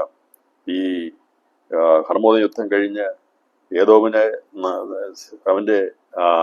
അവനെ മെതിച്ചു കളഞ്ഞ ശേഷമായി ഈ സാത്താനെ ദൈവം പിടിച്ച് കെട്ടി അവനെ 1000 ആണ്ടേക്ക് പിടിച്ചുകൊണ്ട് അവൻ പിശാച സാത്താൻ പഴയ പാമ്പായ മഹാസർപ്പത്തെ പിടിച്ച് 1000 ആണ്ടേക്ക് ചങ്ങലയിട്ടു. ഇപ്പൊ സ്വർഗത്തിൽ ചങ്ങല വെച്ചിട്ടുണ്ട് ഇവനെ ബന്ധിക്കാനായിട്ട്. അനന്തരം ഒരു ദൂതൻ അഗാധത്തിന്റെ താക്കോലും ഒരു വലിയ ചങ്ങലയും കയ്യിൽ പിടിച്ചുകൊണ്ട് സ്വർഗത്തിൽ നിന്നിറങ്ങുന്നത് ഞാൻ കണ്ടു. എൻ്റെ പ്രിയപ്പെട്ടവരെ, സ്വർഗത്തിൽ ദൈവം ഒരുക്കി വെച്ചിരിക്കുന്ന ഒരു ചങ്ങല അത് കൊണ്ടുവരാനുള്ളതാണ്. അഗാധത്തിന്റെ താക്കോൽ അവിടെ ഇരിപ്പുണ്ട്. ഇത് രണ്ടും തയ്യാറാക്കി വെച്ചിട്ടുണ്ട്. എന്ന് തയ്യാറാക്കി വെച്ചെന്ന് എനിക്കറിയത്തില്ല. കാരണം ഞാൻ വിചാരിക്കുന്നത് സാത്താൻ അവൻ ഉരുവാകുന്നതിന് മുമ്പ്, അല്ലെങ്കിൽ അവൻ തെറ്റിപ്പോകുന്നതിന് മുമ്പ് തന്നെ അവൻ്റെ അവസാനത്തെ ദൈവം കണ്ടിരുന്നു. അല്ലാതെ ഇന്നലെയോ ഇന്നോ പണിത് വെച്ചതല്ല. 2000 വർഷം മുമ്പ് എഴുതി വെച്ചിരിക്കുക ചങ്ങല പിടിച്ചുകൊണ്ട് വരുന്ന കണ്ടെന്ന്. അപ്പോൾ ചങ്ങലക്കിടും എന്ന് പറഞ്ഞാൽ അവനെ ബന്ധിച്ചിടും. അതിന് എവിടെയാ ബന്ധിച്ചിടുന്നും പറഞ്ഞിരിക്കുകയാണ്. എവിടെയാ ബന്ധിച്ചിടുന്നത്? അഗാധത്തിൽ ബന്ധിച്ചിട്ടു, അഗാധ കൂപത്തിലല്ല. സാധാരണ അഗാധ കൂപത്തിൽ ബന്ധിച്ചത് ചിലർ പഠിപ്പിക്കാറുണ്ട്. അത് തെറ്റായിട്ടുള്ള പഠനമാണ്. ഈ പുസ്തകത്തിൽ നിന്ന് വാക്കുകളെ നമ്മുടെ ഇഷ്ടത്തിനെടുത്ത് ഉപയോഗിക്കാൻ പാടില്ല. അത് എങ്ങനെയാണോ എഴുതിയിരിക്കുന്നത് അതനുസരിച്ചുള്ള സമീപനമാണ് വേണ്ടത്. അപ്പോൾ അഗാധകൂപവും അഗാധവും തമ്മിൽ അറിയാൻ വയ്യാത്തതുകൊണ്ടാണ് അഗാധകൂപത്തിൽ ബന്ധിച്ചിട്ടിരിക്കുന്നു എന്ന് പറയേണ്ടത്. പക്ഷെ അങ്ങനെ ആരെങ്കിലും പഠിപ്പിക്കുന്നുണ്ടെങ്കിൽ അത് തിരുത്തണം. അഗാധകൂപത്തല്ല, അഗാധത്തിലാണ്. കാരണം ഇത് തുറന്നു കിടക്കുന്ന സ്ഥലമാണ്. അഗാധം എന്നുള്ളത് സാത്താൻ്റെ ഇരിപ്പിടമാണ്. അവിടുന്ന് അവന് പറുദീസ വരെ സഞ്ചരിക്കാനുള്ള സ്വാതന്ത്ര്യത്തെ കൊടുത്തിട്ടുണ്ട്. അപ്പോൾ അവൻ അഗാധത്തിൽ നിന്നാണ് പ്രത്യക്ഷപ്പെടുന്നതിനെ കുറിച്ച് യേശുക്രിസ്തുവിനുള്ള ബന്ധത്തിൽ സാത്താൻ അവിടുന്നാണ് ഇവനെ അവനെ ഇവിടെ രാജ്യഭരണത്തിലേക്ക് കൊണ്ടുവന്നുള്ള അഗാധത്തെ ചിന്തിക്കുന്നത് സാത്താൻ്റെ ഇരിപ്പിടമാണ് അഗാധം. എന്നാൽ അഗാധകൂപം എന്നുള്ളത് വെളിപ്പാട് 9-ാം അധ്യായം 1-2 വാക്യങ്ങളിൽ 5-ാമത്തെ ദൂതൻ കാഹളം പോകുന്നുള്ള ബന്ധത്തിൽ നമ്മൾ ചിന്തിച്ചിരുന്നു. അന്നും ഞാനിത് പറഞ്ഞിരുന്നു. ഈ അഗാധകൂപം വേറെയാണ്, അഗാധം വേറെയാണ്. അഗാധകൂപം അടഞ്ഞു കിടക്കുകയാണ് അവിടെ, എന്നാൽ അഗാധം തുറന്നു കിടക്കുകയാണ്. അപ്പം രണ്ടും വ്യത്യസ്തങ്ങളായ 2 സ്ഥലങ്ങളാണ് എന്നുള്ളത് മനസ്സിലാക്കാൻ വേണ്ടിയാണ് ഇതൊന്നുകൂടെ വായിക്കുന്നത്. 9-ാം അധ്യായം അതിൻ്റെ 1 മുതലുള്ള വാക്യങ്ങൾ വായിക്കുമ്പോൾ 5-ാമത്തെ ദൂതൻ ഓതി, അപ്പോൾ ഒരു നക്ഷത്രം ആകാശത്ത് നിന്ന് ഭൂമിയിൽ വീണ് കിടക്കുന്നത് ഞാൻ കണ്ടു. അവന് അഗാധകൂപത്തിന്റെ താക്കോൽ ലഭിച്ചു. നക്ഷത്രം ദൂതൻ എന്നാണ് പറയുന്നത്. നക്ഷത്രം എന്ന് പറഞ്ഞാൽ ഇവിടെ പറഞ്ഞിരിക്കുന്നത് ദൂതനാണ്. ഞാൻ അന്ന് നമ്മൾ വ്യാഖ്യാനിച്ചിരുന്നു. ഈ അവനൊരു താക്കോൽ ലഭിച്ചു.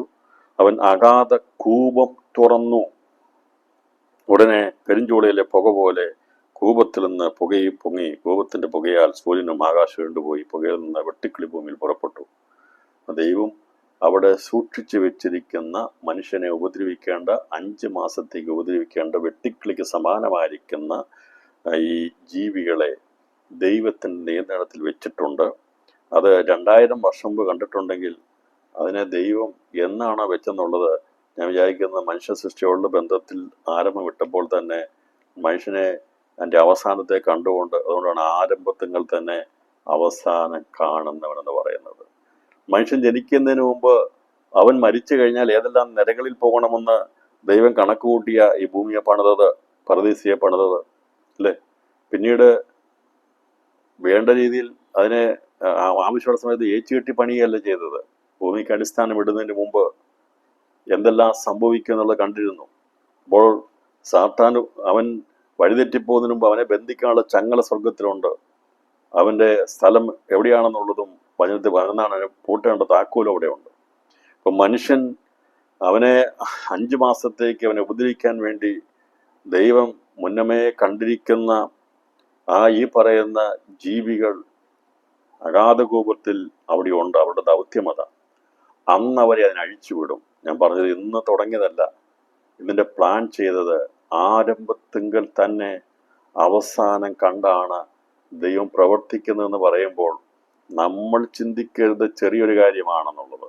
എന്ന് പറഞ്ഞാൽ മനുഷ്യൻ ജനിക്കുമെന്നും പാപത്തിലകപ്പെടുമെന്നും മരിക്കുമെന്നും അവൻ്റെ ആത്മാവുണ്ടാകുമെന്നും കണ്ടുകൊണ്ടാണ് ദൈവം പർദീസയെ സൃഷ്ടിച്ചതിനെ കുറിച്ച് പഠിച്ചിരുന്നു. ഭൂമിക്ക് കീഴേക്ക് നമ്മൾ നോക്കുമ്പോൾ മീതിയുള്ള പാതാളം, താഴെയുള്ള പാതാളം, നരകം, അതുപോലെ തന്നെ അഗ്നിനരകം വേറെ സ്ഥലമായിട്ട് ദൈവം സൃഷ്ടിച്ചിരിക്കുന്നു. അപ്പോൾ ഈ അഗാധ ഈ പറയുന്ന നരകത്തിനും ഈ പാതാളത്തിനും ഇടയിലുള്ള സ്ഥലമാണ് അഗാധം എന്ന് പറയുന്നത്. ഇത് രണ്ടിനെയും നിയന്ത്രിക്കുന്നത് അധികാരം അവൻ്റെ കയ്യിലായിരിക്കുന്നത്. എന്നാൽ കർത്താവ് അവനെ അധികാരം കർത്താവ് ഏറ്റെടുത്തു എന്ന് പറഞ്ഞാൽ, അധികാരം എന്ന് പറഞ്ഞാൽ അവിടുന്ന് പോവുക വഴിയൊക്കെ അവിടെ ആരെ അയക്കണം എന്നൊക്കെയുള്ള എല്ലാ കാര്യങ്ങളും ദൈവത്തിൻ്റെ കയ്യിലാണ് ആയിരിക്കുന്നത്. പാതാളത്തിൻ്റെയും നരകത്തിൻ്റെയും താക്കോൽ എൻ്റെ കൈവശമുണ്ടെന്ന് കർത്താവ് പറഞ്ഞു. എന്ന് പറഞ്ഞാൽ ഇവിടെ ആര് പോകണം, എപ്പോൾ വെളി വരണം എന്നുള്ളതിൻ്റെ അധികാരം കർത്താവിൻ്റെ കയ്യിലാണ്. അന്ന് വരെയും അത് ഈ പറയുന്ന രീതിയിൽ അതിൻ്റെ ഇഷ്ടം പോലെ വരാമെന്ന് പോകാമെന്നല്ല. ദൈവം അത് വെളിപ്പെടുത്തി. മരണത്തെ ജയിച്ചു വരുത്തിട്ട് കഴിഞ്ഞപ്പോൾ കർത്താവ് വെളിപ്പെടുത്തി, ഇപ്പോൾ എൻ്റെ കൈവശമാണെന്ന് പറയാനായിട്ട് ഇടയാകുന്ന കർത്താവിൻ്റെ നിയന്ത്രണത്തിലാണ് ഈ പറയുന്ന പാതാള ശക്തികൾ എന്ന് പറഞ്ഞ പാതാളത്തിൻ്റെ നിയന്ത്രണം, മരണത്തിൻ്റെ നിയന്ത്രണമെല്ലാം കർത്താവിൻ്റെ കയ്യിലാണ് എന്ന് പറഞ്ഞാൽ, ഇവനെ നീതിയിരിക്കപ്പെടണമോ ഇല്ലയോ, ഇവനെ അവിടേക്ക് വിടണമോ എന്നൊക്കെയുള്ളത് ദൈവം തീരുമാനിച്ചത് വ്യക്തമാക്കിയത് കർത്താവിൻ്റെ ക്രൂശുമരണത്തോടെ. അതിന് മുമ്പ് ഉള്ളവരവിടെ പോയിട്ടുണ്ട്. ഞാൻ പറഞ്ഞത് പാതാളത്തിന് വേണ്ട അധികാരം ദൈവമാണ് തീരുമാനിക്കുന്നത്, സാത്താനല്ല തീരുമാനിക്കുന്നത്. അവനങ്ങനെ ആരെയും കൂട്ടിക്കൊണ്ടുപോകാൻ പറ്റത്തില്ല. മരിക്കുമ്പോൾ അവനിഷ്ടമുള്ളവരെ വന്ന് അവന് കൊണ്ടുപോകാൻ പറ്റത്തില്ല. അതിനെല്ലാം ദൈവത്തിൻ്റെ നിയന്ത്രണത്തില്ല, യേശു ക്രിസ്തുവിൻ്റെ കയ്യിലാണ്. അപ്പോൾ ഈ പറയുന്ന നരകത്തിനും അതുപോലെ താഴെയുള്ള പാതാളത്തിനും ഇടയിലുള്ള സ്ഥലമായി അഗാധത്തെ കണ്ടു കഴിഞ്ഞാൽ ഈ അഗാധത്തിലാണ് അവനെ അടച്ചു പൂട്ടുന്നത്, തുറന്നു കിടക്കുന്നതാണ്. അപ്പോൾ ഇവന് താഴേക്കും മുകളിലേക്കും ഒക്കെ പോകാനുള്ള സ്വാതന്ത്ര്യം ഇപ്പോൾ ദൈവം കൊടുത്തിട്ടുണ്ട്. അപ്പോൾ ഇവനെ അവിടെയാണ് അടച്ചു പൂട്ടുന്നത്. ഇപ്പോൾ തുറന്നു കിടക്കുന്നു. അഗാധകൂപം അടഞ്ഞു കിടക്കുകയാണ്, അത് തുറന്നു വിടുകയാണ് ചെയ്യുന്നത്. ഇതെല്ലാം മുന്നമേ ദൈവം സൃഷ്ടിച്ചിട്ടുള്ളതാണ്. ഭൂമിക്ക് അടിസ്ഥാനം ഇടുമ്പോൾ തന്നെ ദൈവം ഇതെല്ലാം നോക്കി അതിൻ്റെ കാര്യങ്ങളെ ക്രമീകരിച്ചുള്ളതുകൊണ്ട് പറഞ്ഞ ആരംഭത്തിങ്കൽ തന്നെ അവസാനം കാണുന്ന ദൈവത്തിൻ്റെ പ്രവൃത്തി എന്ന് പറഞ്ഞിരിക്കുന്നത്. ഇന്നല്ലല്ലോ ഇതെല്ലാം എഴുതി വെച്ചിരിക്കുന്നത്. 2000 വർഷം മുമ്പല്ലേ ദർശനം കണ്ടത്. അത് കാണുമ്പോൾ അതിനു മുമ്പ് തന്നെ കാര്യങ്ങളെ ദൈവം മനസ്സിൽ അവൻ്റെ ആലോചനയിലുള്ള കാര്യങ്ങളെക്കുറിച്ചാണ് ഇവിടെ ഇത് വ്യക്തമാക്കി രേഖപ്പെടുത്തിയിരിക്കുന്നത്. അത് നടക്കേണ്ട സമയമായി. അതുകൊണ്ട് അഗാധവും രണ്ടാണ് എന്നുള്ളത് മനസ്സിലാക്കാൻ വേണ്ടിയാണ് വെളിപ്പാട് 9-ാം അധ്യായം 1 മുതലുള്ള വാക്യങ്ങൾ വായിച്ചത്. അഗാധകൂപം അടഞ്ഞു കിടക്കുകയാണ്. അവിടെ പ്രത്യേകതരമായിരിക്കുന്ന ഒരു ജീവികളുണ്ട്. വെട്ടിക്കിളിക്ക് സമാനമായിട്ടുള്ളതാണ്. അത് വാലുകൊണ്ട് കുത്തും. 5 മാസം മനുഷ്യനെ ദണ്ഡിപ്പിക്കാനുള്ള ശക്തി സംഭരിച്ച് അതവിടെ ദൈവത്തിൻ്റെ ആജ്ഞയ്ക്ക് വേണ്ടി കാത്തിരിപ്പുണ്ട്. അധികം താമസിയാതെ അതിൻ്റെ അഗാധകൂപം തുറക്കാനുള്ള സമയമായി വരികയാണ്. അതുപോലെ അഗാധത്തിൽ നിന്ന് സഞ്ചാര സ്വാതന്ത്ര്യമുള്ള സാത്താൻ 1000 ആണ്ടിലേക്ക് ബന്ധിക്കപ്പെട്ട് വീട്ടുതടങ്കിലാകും എന്നുള്ളത് വെളിപ്പാട് പുസ്തക പഠനത്തോടുള്ള ബന്ധത്തിൽ അതിൻ്റെ 20-ാം അധ്യായം 1 മുതൽ 3 വരെയുള്ള വാക്യങ്ങൾ വായിക്കുമ്പോൾ നമുക്ക് കാണാൻ സാധിക്കുന്നുണ്ട്. അനന്തരം ഒരു ദൂതൻ അഗാധത്തിൻ്റെ താക്കോലും ഒരു വലിയ ചങ്ങലയും കയ്യിൽ പിടിച്ചുകൊണ്ട് സ്വർഗത്തിൽ നിന്ന് ഇറങ്ങുന്നത് കണ്ടു. അവൻ പിശാചും സാത്താനും എന്നുള്ള പഴയ പാമ്പായ മഹാസർപ്പത്തെ പിടിച്ച് 1000 ആണ്ടേക്ക് ചങ്ങലയിട്ടു. 1000 ആണ്ട് കഴിയുവോളം ജാതികളെ വഞ്ചിക്കാതിരിപ്പാൻ അവനെ അഗാധത്തിൽ തള്ളിയിട്ടു അടച്ചു പൂട്ടുകയും മീതെ മുദ്രയിടുകയും ചെയ്തു. അതിനുശേഷം അവനെ അല്പകാലത്തേക്ക് അഴിച്ചുവിടേണ്ടതാകുന്നു. ഈ ദൂതൻ ഇവനെ പിടിച്ചു കെട്ടി, ഒരു ദൂതനാണ്, ഒരു ഒറ്റ ദൂതനാണ് ഈ ലോകത്തിന് ദൈവമായിരിക്കുന്ന, ഭയപ്പെടുത്തിക്കൊണ്ടിരുന്ന, മനുഷ്യനെ വഞ്ചിച്ചുകൊണ്ടിരുന്ന സാത്താനെ പിടിച്ചു കെട്ടി ബന്ധിച്ച് അഗാധത്തിലാക്കി മീതെ മുദ്രയിടുന്നത്. എന്നാൽ നമ്മുടെ കർത്താവിനെ കുറിച്ച് നമ്മൾ ചിന്തിക്കുകയാണെങ്കിൽ, നമ്മുടെ കർത്താവിനെ കേവലം 3 ദിവസം മാത്രമേ, 2 രാത്രി 1 പകലും മാത്രമേ മുദ്ര വെച്ച് കാവൽ വെക്കുവാൻ അന്നത്തെ സാമ്രാജ്യത്വ പൈശാചിക ആധിപത്യ ശക്തികൾക്ക് കഴിഞ്ഞുള്ളൂ. അവനവിടെ മരിച്ചാണ് അവൻ്റെ ശരീരം ഇരുന്നത്. അവൻ ജീവൻ പ്രാപിച്ച് 3 ദിവസം കഴിഞ്ഞപ്പോൾ മുദ്രയെ തകർത്ത്, സാമ്രാജ്യത്തെ മുദ്രയെ തകർത്ത് ഉയർത്തെഴുന്നേറ്റമാണ് നമ്മുടെ കർത്താവ്. മരിച്ചു കൊണ്ടുപോയി വെച്ച അവൻ്റെ ശരീരം, ഒരു തുള്ളി രക്തം പോലും അവൻ്റെ ശരീരത്തിലില്ലായിരുന്നു. അവസാന തുള്ളി രക്തം വരെ ഹൃദയം തുറന്ന് ഊറ്റിത്തന്നു. കർത്താവിൻ്റെ ശരീരം കല്ലറയിലേക്ക് മാറ്റുന്ന സമയത്ത് അവൻ്റെ ശരീരത്തിൽ ഒരു തുള്ളി രക്തം പോലും ഇല്ലായിരുന്നു. അത് മുഴുവനും സ്വർഗീയ പിതാവിൻ്റെ സന്നിധിയിൽ എത്തിച്ചേർന്നിരുന്നു. ജീവൻ അവിടെ എത്തിച്ചേർന്നിരുന്നു. ആ പുണ്യാഗ രക്തത്തിൻ്റെ ശക്തിയാലാണ് ശുദ്ധീകരണം സംഭവിച്ചത്. ദൈവത്തിന് സമർപ്പിക്കപ്പെട്ടു. അവൻ്റെ ശരീരം 3 ദിവസമാണ്. 3 ദിവസം എന്ന് പറയുമ്പോൾ നമുക്കാണ് 2 രാത്രിയും 1 പകലുമേ ആണ് കർത്താവിൻ്റെ ശരീരം അവിടെ ഇരുന്നത്. 3 നാളും 3 രാവും 3 പകലും എന്നാണ് പറയുന്നത് അവിടെ ഇരുന്നത്. ഞാൻ പറഞ്ഞത്, ഇവർ മുദ്ര വെച്ചപ്പോൾ യേശുവിനെ നിർജ്ജീവമായിരിക്കുന്ന ശരീരത്തെ, ദ്രവത്വം കാണാത്ത ശരീരത്തെ ഇവന് മുദ്ര വെച്ചപ്പോൾ കൂട്ടാൻ കഴിഞ്ഞ 3 വർഷമേ പറ്റുള്ളൂ. എന്നാൽ ഈ ലോകത്തിൻ്റെ ദൈവമായിരിക്കുന്ന പിശാചിനെ ഒരൊറ്റ ദൂതൻ വന്ന് കർത്താവിനെ ബന്ധിച്ച് അവനെ ക്രൂശിക്കാൻ വേണ്ടി അന്ന് സഹസ്രാധിപന്റെ കൈക്കീഴിൽ വലിയൊരു പടക്കൂട്ടം അവിടെ വന്നു. സഹസ്രാധിപൻ 1000 പേർക്ക് അധിപനാണ്. 10 ശതാധിപന്മാരുടെ കീഴിലുള്ള വലിയൊരു സൈന്യം അവിടെ പ്രത്യക്ഷപ്പെട്ടു. അവരെല്ലാം കൂടെ കൂടിയാണ് ചിന്തിച്ച് യേശുവിനെ പിടിച്ച് ക്രൂശിച്ച് അവനെ കല്ലറയിൽ വെച്ച് മുദ്ര വെച്ചത്. എന്നാൽ ലോകത്തെ വഞ്ചിച്ച് നടക്കുന്ന പിശാചിന്റെ അന്ത്യത്തെക്കുറിച്ച്, അവന്റെ അവസാനത്തെക്കുറിച്ച് കാണുമ്പോൾ ശക്തി ക്ഷയിച്ചവനായി ഒരു ദൂതന്റെ മുമ്പിൽ വിലങ്ങണിയപ്പെട്ട് അഗാധത്തിൽ തള്ളപ്പെടുന്നവനാണ് പിശാച്. അതുകൊണ്ട് നമുക്കവനെ ഭയമില്ല. എന്നാൽ 3 ദിവസം 3 രാവും 3 പകലും നിർജീവമായി യേശുവിന്റെ ശരീരം കല്ലറയ്ക്കകത്തിരുന്നെങ്കിൽ, സാമ്രാജ്യത്തെ ശക്തികൾ മുദ്ര വെച്ച് അതിനെ കാവൽ ചെയ്തുകൊണ്ടിരുന്നെങ്കിൽ, 3-ാം ദിവസം രാവിലെ, അതേ ആ ദിവസത്തിന്റെ സൂര്യൻ ഉദിക്കുന്ന സമയത്ത് സകല ശക്തികളെയും പരാജയപ്പെടുത്തി നസയൻ ഉയർത്തെഴുന്നേറ്റു. എന്നാൽ നമ്മുടെ കർത്താവിൻ്റെ ആജ്ഞക്കല്ലാതെ പിശാചാകുന്ന സൃഷ്ടിക്ക് അനങ്ങാൻ കഴിയത്തില്ല. എന്നാൽ യേശു കർത്താവ് സൃഷ്ടിയല്ല, അവൻ സൃഷ്ടിതാവായതുകൊണ്ട് അവനെ ആർക്കും ഒതുക്കി വെക്കാൻ കഴിഞ്ഞില്ല. രാത്രി നാം ആരെയാണ് ആരാധിക്കുന്നത്? ആരെയാണ് നാം സേവിക്കുന്നത്? അതേ, 3-ാമത്തെ ദിവസം മരണത്തെ ജയിച്ചെഴുന്നേറ്റ ജയാളിയായിരിക്കുന്ന യേശുവിനെയാണ് നാം ആരാധിക്കുക, അവനെയാണ് നാം അനുഗമിക്കുന്നത്. അതോ ഈ ശക്തി ക്ഷയിച്ച് ഒരു ദൂതൻ വന്ന് ബന്ധിച്ച് അവനെ ആഘാതത്തിലിട്ട് പൂട്ടുവാൻ കഴിവുള്ള ഒരു ദൂതന്റെ മുമ്പിൽ അവൻ മുട്ടുമടക്കി പോകുമ്പോൾ അവനെയാണോ ലോകമേ നിങ്ങൾ ആരാധിക്കുന്നത്? അതുകൊണ്ട് തിരിച്ചറിയുക, അവൻ ബന്ധിക്കപ്പെടാനുള്ളവനാ, അഗാധത്തിൽ പൂട്ടപ്പെടാനുള്ളവനാ. അവന്റെ പരാജയം, അവൻ മുട്ടുമടക്കും, അവന്റെ ശക്തി ക്ഷയിച്ചു പോകും. പിന്നീട് അവന് കുറച്ചു നാളത്തേക്ക് അവൻ സപ്പോർട്ടോട് വരും. ഞാൻ പറഞ്ഞിപ്പോൾ ഒരു ദൂതൻ വന്ന് അവനെ ഒതുക്കി അവനെ അഗാധത്തിൽ വെക്കുവാൻ ദൈവത്തിന്റെ ആജ്ഞയാൽ സംഭവിക്കുമ്പോൾ ഇത്രയുമേ ഉള്ളൂ സാത്താനിക ശക്തിയും അവന്റെ പരാക്രമങ്ങളും. നസ്രയന്റെ ശക്തി ആർക്കും അളക്കാൻ കഴിയത്തില്ല, അവന്റെ കഴിവിനെ ആർക്കും ചിന്തിക്കാൻ കഴിയത്തില്ല. അതുകൊണ്ട് ദൈവകൃപയാൽ നമുക്ക് ഈ പരിജ്ഞാനം ലഭിച്ചതിനായി സ്തോത്രം ചെയ്യാം. ശത്രുവിന്റെ തന്ത്രങ്ങളിൽ നിന്നും അവന്റെ ബലത്തിൽ നിന്നും അവന്റെ ശക്തിയിൽ നിന്നും ദൈവം നമ്മളെ വിടുവിച്ചല്ലോ. ഇവന്റെ ശക്തി ക്ഷയിച്ചവനെ അഗാധത്തിൽ ഒടുക്കുവാനുള്ള സമയമെടുത്തു വരുന്നു. എന്നുള്ളതും നാം ഈ സമയത്ത് ചിന്തിക്കണം. അപ്പോൾ അങ്ങനെ അത് സംഭവിക്കുമ്പോൾ നമ്മൾ ചിന്തിക്കുന്നത് ഏകദേശം 3,65,000 ദിവസമാണ് ഇവനെ അവിടെ ഇടാൻ പോകുന്നത്. 3 ദിവസമല്ല, 3 മാസമല്ല, 3 വർഷമല്ല. ഇപ്പൊ പറഞ്ഞിരിക്കുന്നത് നമ്മൾ ദിവസക്കണക്കിട്ട് നോക്കിയാൽ ഏകദേശം 3,60,000 ദിവസം യേശു കർത്താവിൻ്റെ ആജ്ഞയാൽ ബന്ധിക്കപ്പെട്ട് കിടക്കുന്ന, അത് ഒരു ദുഷ്ടശക്തിയായിരിക്കുന്ന ഈ പിശാചിനെ ദൈവമക്കൾക്ക് ഭയമില്ല.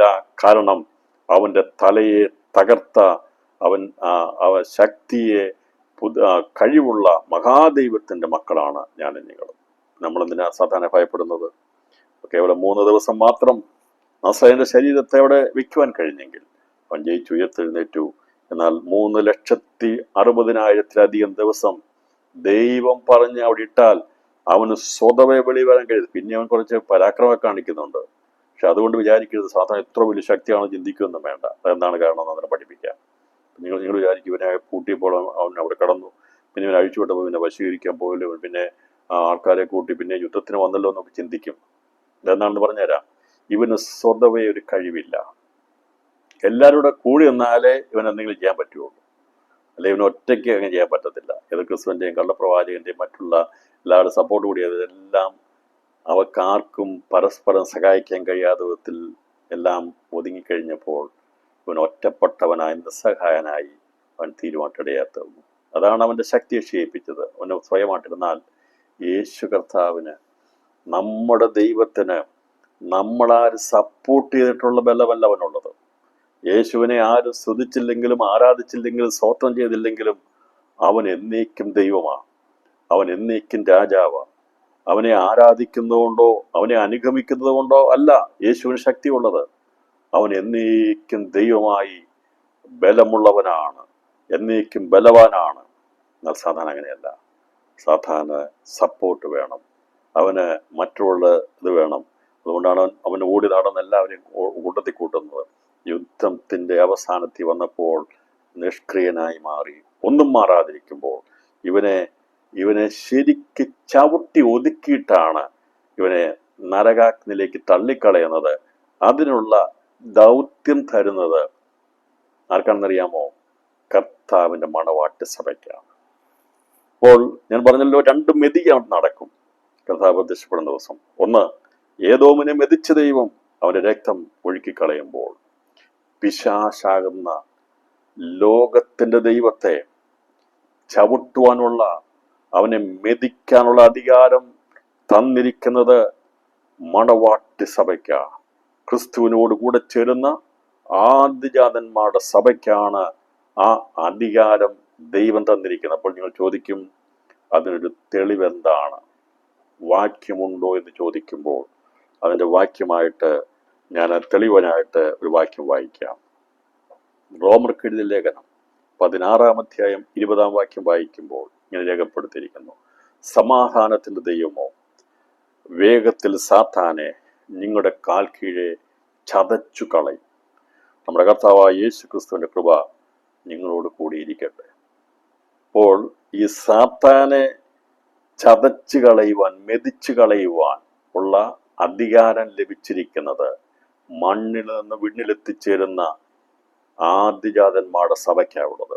അപ്പോൾ തലയായവൻ, മണവാളൻ, രാജാവായവൻ ഏതോ വംശത്തെ മെതിച്ചു കളയുമ്പോൾ ഈ ലോകത്തിന്റെ ദൈവമായിരിക്കുന്ന പിശാചിനെ ചതച്ചു കളയുവാൻ, മെതിക്കുവാനുള്ള അധികാരം ലഭിക്കുന്നത് ആദ്യജാതന്മാരുടെ സഭയ്ക്ക്. അതുകൊണ്ടാണ് പൗലോസ് അപ്പോസ്തലൻ റോമർക്ക് ലേഖനം എഴുതിയപ്പോൾ പറഞ്ഞത്, സമാധാനത്തിന്റെ ദൈവമോ വേഗത്തിൽ സാത്താനെ നിങ്ങളുടെ കാൽ കീഴെ മെതിച്ചു കളയും. ഇന്ന് ബലമില്ലാത്ത കാലുകളാണ് അല്ലേ? നമുക്ക് ഒരു ശക്തിയുമില്ല, രോഗമാ, ക്ഷീണമാ, എഴുന്നേറ്റ് നടക്കാൻ പറ്റത്തില്ല. പക്ഷെ ഇന്ന് രാത്രിയിൽ ദൈവാത്മാവ് ഞാൻ പറയുക, ബലം പകരുന്ന ഒരു ദിവസമുണ്ട്. പുനരുത്ഥാനത്തെ ശക്തി ലഭിച്ചു കഴിയുമ്പോൾ, ദൈവത്തിന്റെ കൃപ വ്യാപരിച്ചു കഴിയുമ്പോൾ നമ്മുടെ ജീവിതത്തിൽ വരാൻ പോകുന്ന മാറ്റം എത്ര വലുതാണെന്ന് നമുക്കാർക്കും അറിയത്തില്ല. നിങ്ങൾക്കറിയാമോ, ഇവിടുന്ന് ഇപ്പോൾ ആർട്ടിമിസ് പോയി അവര് 4 പേര് യാത്ര ചെയ്ത് 11 ദിവസം കഴിഞ്ഞ് മടങ്ങി വന്നു. അവർ പോയ പേടകത്തിന്റെ കവചത്തിന് 2700 ഡിഗ്രിയിലധികം സെന്റിഗ്രേഡ് ചൂട് തടയാനുള്ള, അതിനെ പ്രതിരോധിച്ചിരിക്കാനുള്ള ഒരു പേടകത്തിൽ അവർ പോയത്. അല്ലെങ്കിൽ ഇങ്ങോട്ട് വന്നാൽ കത്തിച്ചാമ്പലായി പോകും. പക്ഷെ അങ്ങനെ ചന്ദ്രനിൽ വരെ പോയിട്ട് വരുവാൻ 2700 ഡിഗ്രിയെ ഭേദിക്കാനുള്ള കഴിവുള്ള പേടകത്തിൽ അവരിരുന്നെങ്കിൽ ഈ പറയുന്ന ആദ്യജാതന്മാരുടെ സവിശുദ്ധന്മാർ കടന്നു പോകും. നമ്മുടെ ശ്രേഷ്ഠ മഹാപുരുഷനായിരിക്കുന്ന യേശു ക്രിസ്തു ആകാശത്തിലൂടെ കടന്നുപോയി പിതാവാൻ ദൈവത്തെ സന്നിധി കടന്നു പോയപ്പോൾ അവന്റെ ശരീരത്തിന് എങ്ങനെയാണ് കടന്നു പോകുവാൻ കഴിഞ്ഞത്? അത് ഇവിടുന്ന് ഈ ബഹിരാകാശത്തിലൂടെ താരാപഥങ്ങളെ കടന്ന് ഞൊടിയടയ്ക്കുള്ളിൽ സ്വർഗാസ്വർഗത്തിലെത്തിയെങ്കിൽ അവന്റെ ശരീരം പോലെ എൻ്റെയും നിങ്ങളുടെ ശരീരം മാറും. പ്രിയപ്പെട്ടവരെ, ഇന്ന് ലോകത്തിലുള്ളവർക്ക് അവിടെ ശരീരത്തെ അതിന് രീതിയിൽ മാറ്റാൻ പറ്റത്തില്ല. ചന്ദ്രനിൽ പോകണമെങ്കിൽ അവർക്ക് അവിടെ ശരീരത്തെ മാറ്റാൻ പറ്റത്തില്ല. അതിന് അനുയോജ്യമായ പേടകമുണ്ടാക്കിയെടുക്കാൻ സാധിക്കും ചെയ്യുന്നത്. സമുദ്രത്തടിയിൽ പോകണമെങ്കിൽ, എവിടെയെങ്കിലും പോകണമെങ്കിൽ ശരീരത്തെ മാറ്റപ്പെടുത്താൻ കഴിയത്തില്ല.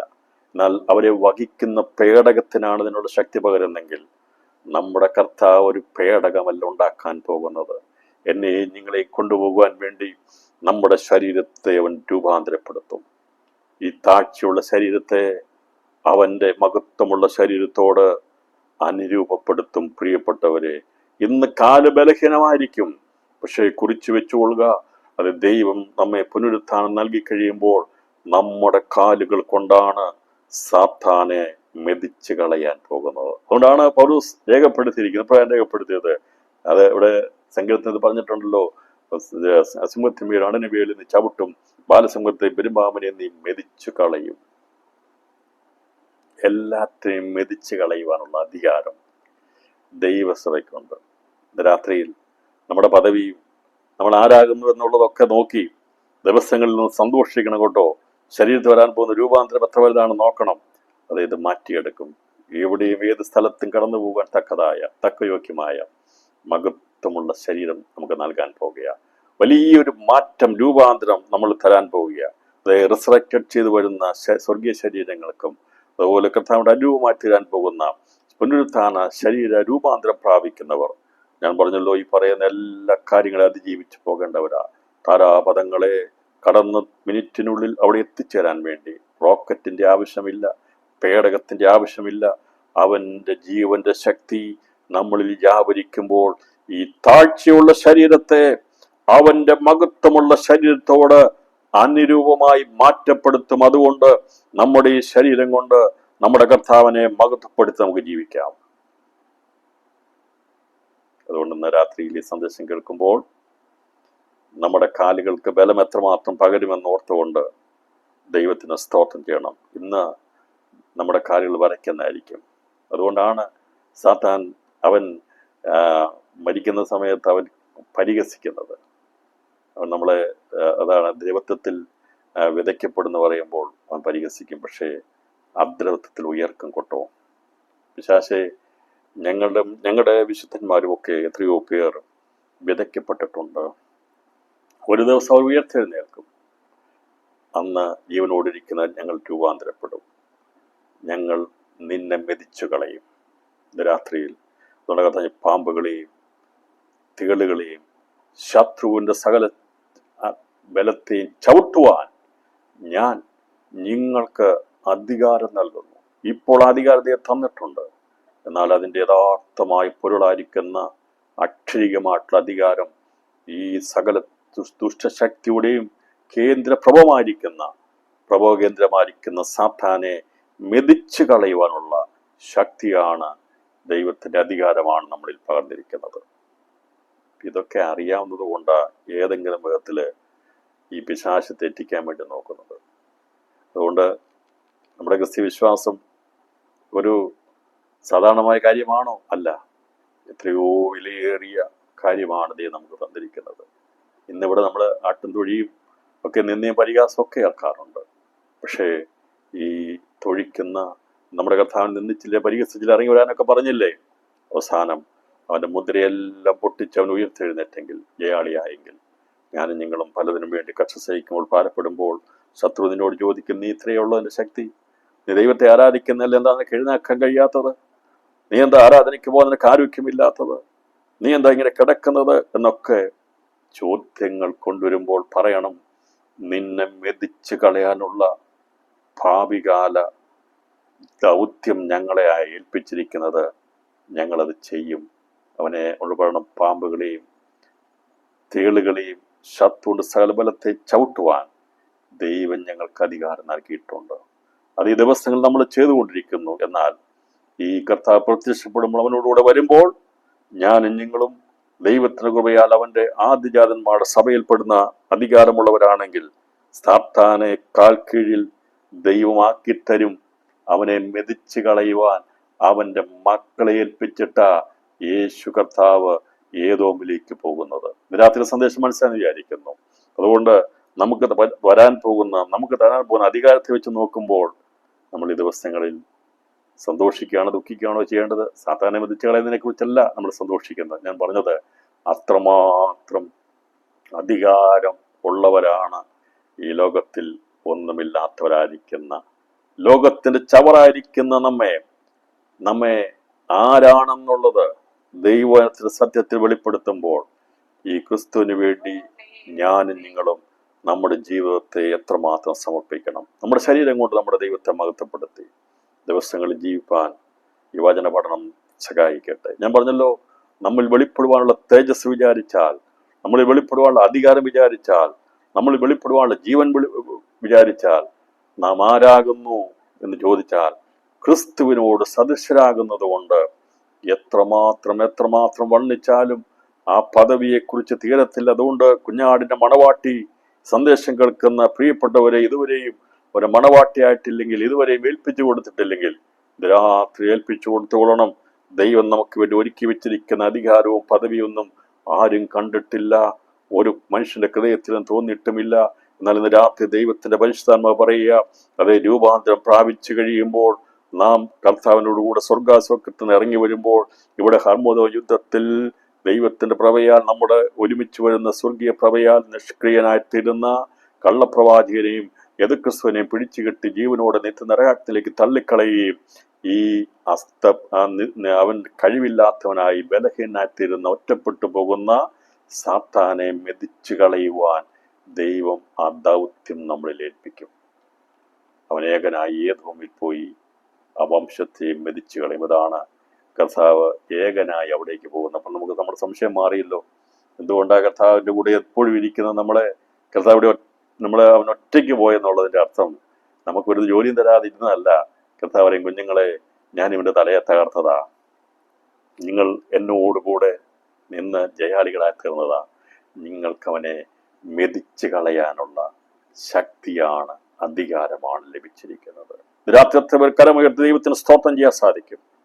അതുകൊണ്ട് ക്രിസ്തീയ വിശ്വാസം ഒരു സാധാരണ ജീവിതമല്ല. ഇതിന്റെ ആഴങ്ങൾ പഠിക്കും തോറും മനസ്സിലാക്കും തോറും ദൈവത്തെ എത്രമാത്രം സ്തുതിച്ചാലും മഹത്വപ്പെടുത്തിയാലും കഴിയത്തില്ല. വെളിപ്പാട് പുസ്തക പഠനത്തിന്റെ അവസാനത്തിലേക്ക് എത്തും തോറും ദൈവമക്കളുടെ അധികാരവും പദവിയും അവനോട് ചേരുന്ന ദൈവസഭയുടെ അധികാരം എന്താണെന്ന് ഓരോ കാര്യങ്ങളും വെളിപ്പെടുത്തിക്കൊണ്ടിരിക്കുമ്പോൾ നമ്മൾ ഈ ദിവസങ്ങളിൽ സന്തോഷത്തോടെ പറയണം, ഞങ്ങൾ ഇതിനൊന്നും യോഗ്യരല്ല താതാ, യോഗ്യനല്ല കർത്താവേ, ഞങ്ങൾക്ക് ഇതിനൊരു പദവിയുമില്ല, കഴിവുമില്ല. എന്നാൽ നീ ഞങ്ങളെ അധികാരപ്പെടുത്തിയാൽ ഞങ്ങൾ ഇതിനെല്ലാം മതിയായവനാ.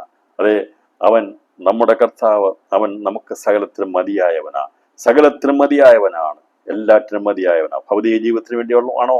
അല്ല. പിശാചിനെ മെതിച്ചു കളയുവാനുള്ള അവൻ നമ്മെ ബലപ്പെടുത്തും, ശക്തീകരിക്കും. ഇതേക്കുറിച്ച് ഞാൻ ഇനി കൂടുതൽ അങ്ങ് വ്യാഖ്യാനിച്ചു പോകാൻ സമയമില്ലാത്തതുകൊണ്ട് ഞാൻ അതിന്റെ ഭാഗത്തിന് വിടുകയാണ്. അപ്പോൾ റോമർക്കെഴുതിയ ലേഖനം 16-ാം അധ്യായം 20-ാം വാക്യം വായിച്ചിട്ട് പറയണം, സമാധാനത്തിന്റെ ദൈവമോ വേഗത്തിൽ സാത്താനെ നിങ്ങളുടെ കാൽ കീഴെ ചതച്ചു കളയും.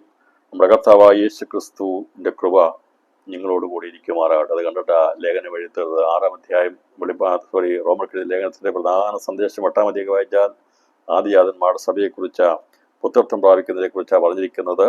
അതുകൊണ്ട് റോമർക്കെതിരെ അത് വായിച്ച് മനസ്സിലാക്കി ദിവസങ്ങളിൽ ഈ ഒരു അധികാരമൊക്കെ ദൈവം നമുക്ക് വേണ്ടി ഒരുക്കി വെച്ചിട്ടുണ്ട്. കർത്താവ് പോകുന്ന പറഞ്ഞ് പാമ്പുകളെയും തേളുകളെയും ശത്രുസ്ഥലബലത്തെയും ചവിട്ടുവാൻ അധികാരം തന്നിരിക്കുന്ന പറഞ്ഞ് ബഹുവചനത്തിൽ പറഞ്ഞെങ്കിൽ ഇതിൻ്റെ എല്ലാം ആകത്തുകയായിരിക്കുന്ന അതിൻ്റെ പ്രഭവകേന്ദ്രമായിരിക്കുന്ന പിശാചെന്ന ഏകശക്തിയെ എന്ന് പറഞ്ഞാൽ ആ ഒറ്റ വ്യക്തിയെ ചവിട്ടി മെതിക്കാനുള്ള അധികാരം ലഭിച്ച ദൈവമക്കൾ ദിവസങ്ങളിൽ നമുക്ക് ലഭിച്ചിരിക്കുന്ന പദവി ഓർത്തുകൊണ്ട് ദുഷ്ടനെതിരെ പോരാടി നിൽക്കുവാൻ, ഇന്ന് രാത്രി ബലം ധരിക്കുവാൻ ദൈവാത്മാവിൽ ദൂതറിയിക്കുക. പാമ്പുകളെയും തേളുകളെയും ശത്രുവിന് സകലബലത്തെയും ചവിട്ടുവാൻ നമുക്ക് അധികാരം തന്നിരിക്കുമ്പോൾ നാം അതിനുള്ള അധികാരം പ്രാപിച്ചവരാ, അതിനെ കീഴ്പ്പെടുത്താൻ അധികാരം ലഭിച്ചവരാ. അവസാനമായി ഇതിനെല്ലാം നേതൃത്വം കൊടുക്കുന്ന ഈ പൈശാചികനായിരിക്കുന്ന സാത്താനാകുന്ന ഈ ലോകത്തിന്റെ ദൈവത്തെയും നമ്മുടെ കാലുകൾ കൊണ്ട് നാം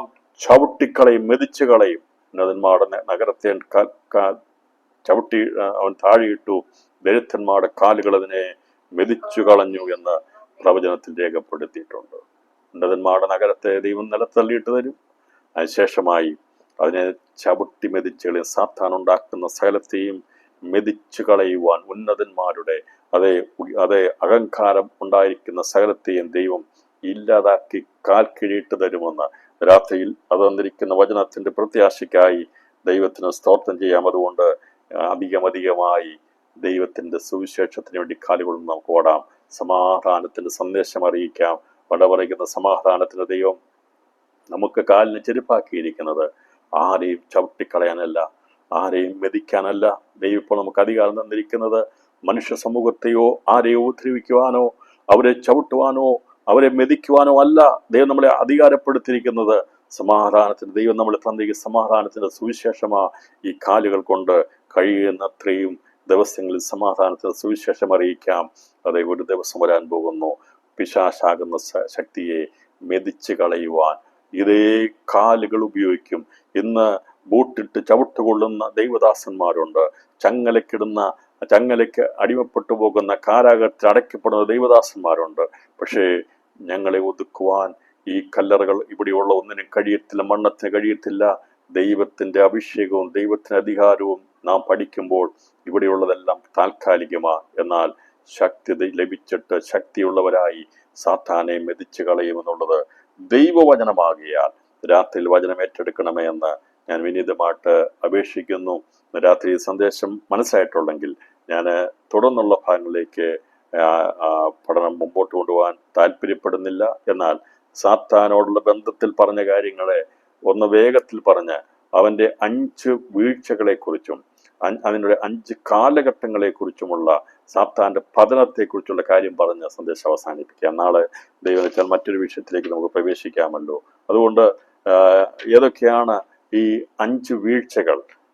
അവന്റെ പരാജയം മുതൽ അവൻ നിത്യനരകാഗ്നിയിലേക്ക് തള്ളപ്പെടുന്നവരെയുള്ള കാലഘട്ടങ്ങളെ ദൈവവചനത്തിൽ രേഖപ്പെടുത്തിയിട്ടുണ്ട്. സാത്താന്റെ അധപ്പതനം, സാത്താന്റെ വീഴ്ച. കർത്താവ് പറഞ്ഞു, തന്നെത്താൻ ഉയർത്തുന്നവൻ താഴ്ത്തപ്പെടും, തന്നെത്താൻ താഴ്ത്തുന്നവൻ ഉയർത്തപ്പെടും. കർത്താവ് തന്നെത്താൻ താഴ്ത്തി ലോകത്തെ വന്നവൻ ഉയർത്തപ്പെട്ടു, തന്നെത്താൻ ഉയർത്തിയവൻ താഴ്ത്തപ്പെടും. സാത്താന്റെ താഴ്ച, അവന്റെ വീഴ്ച എത്രമാത്രമെന്നുള്ളത് വേഗത്തിൽ പറഞ്ഞ് സന്ദേശം അവസാനിപ്പിക്കാം. ആദ്യമായി സാത്താൻ തന്നെത്താൻ ഉയർത്തിയത് ആകാശ യുദ്ധത്തിലാണ്. യെശയ്യാവിന്റെ പ്രവചനം 14-12 വാക്യം വായിക്കുമ്പോൾ അവൻ തന്നെ ഉയർത്തിയപ്പോൾ, അഹങ്കരിച്ചു പോയപ്പോൾ ദൈവവചനമാകുന്ന വാളിന്റെ വെട്ടേറ്റ് ഒന്നാമത്തെ ഭൂമിയാകുന്ന നിലത്തേക്ക് വെട്ടേറ്റ് വീണു. അവിടെയാണ് ഇവന്റെ വീഴ്ച തുടങ്ങുന്നത്.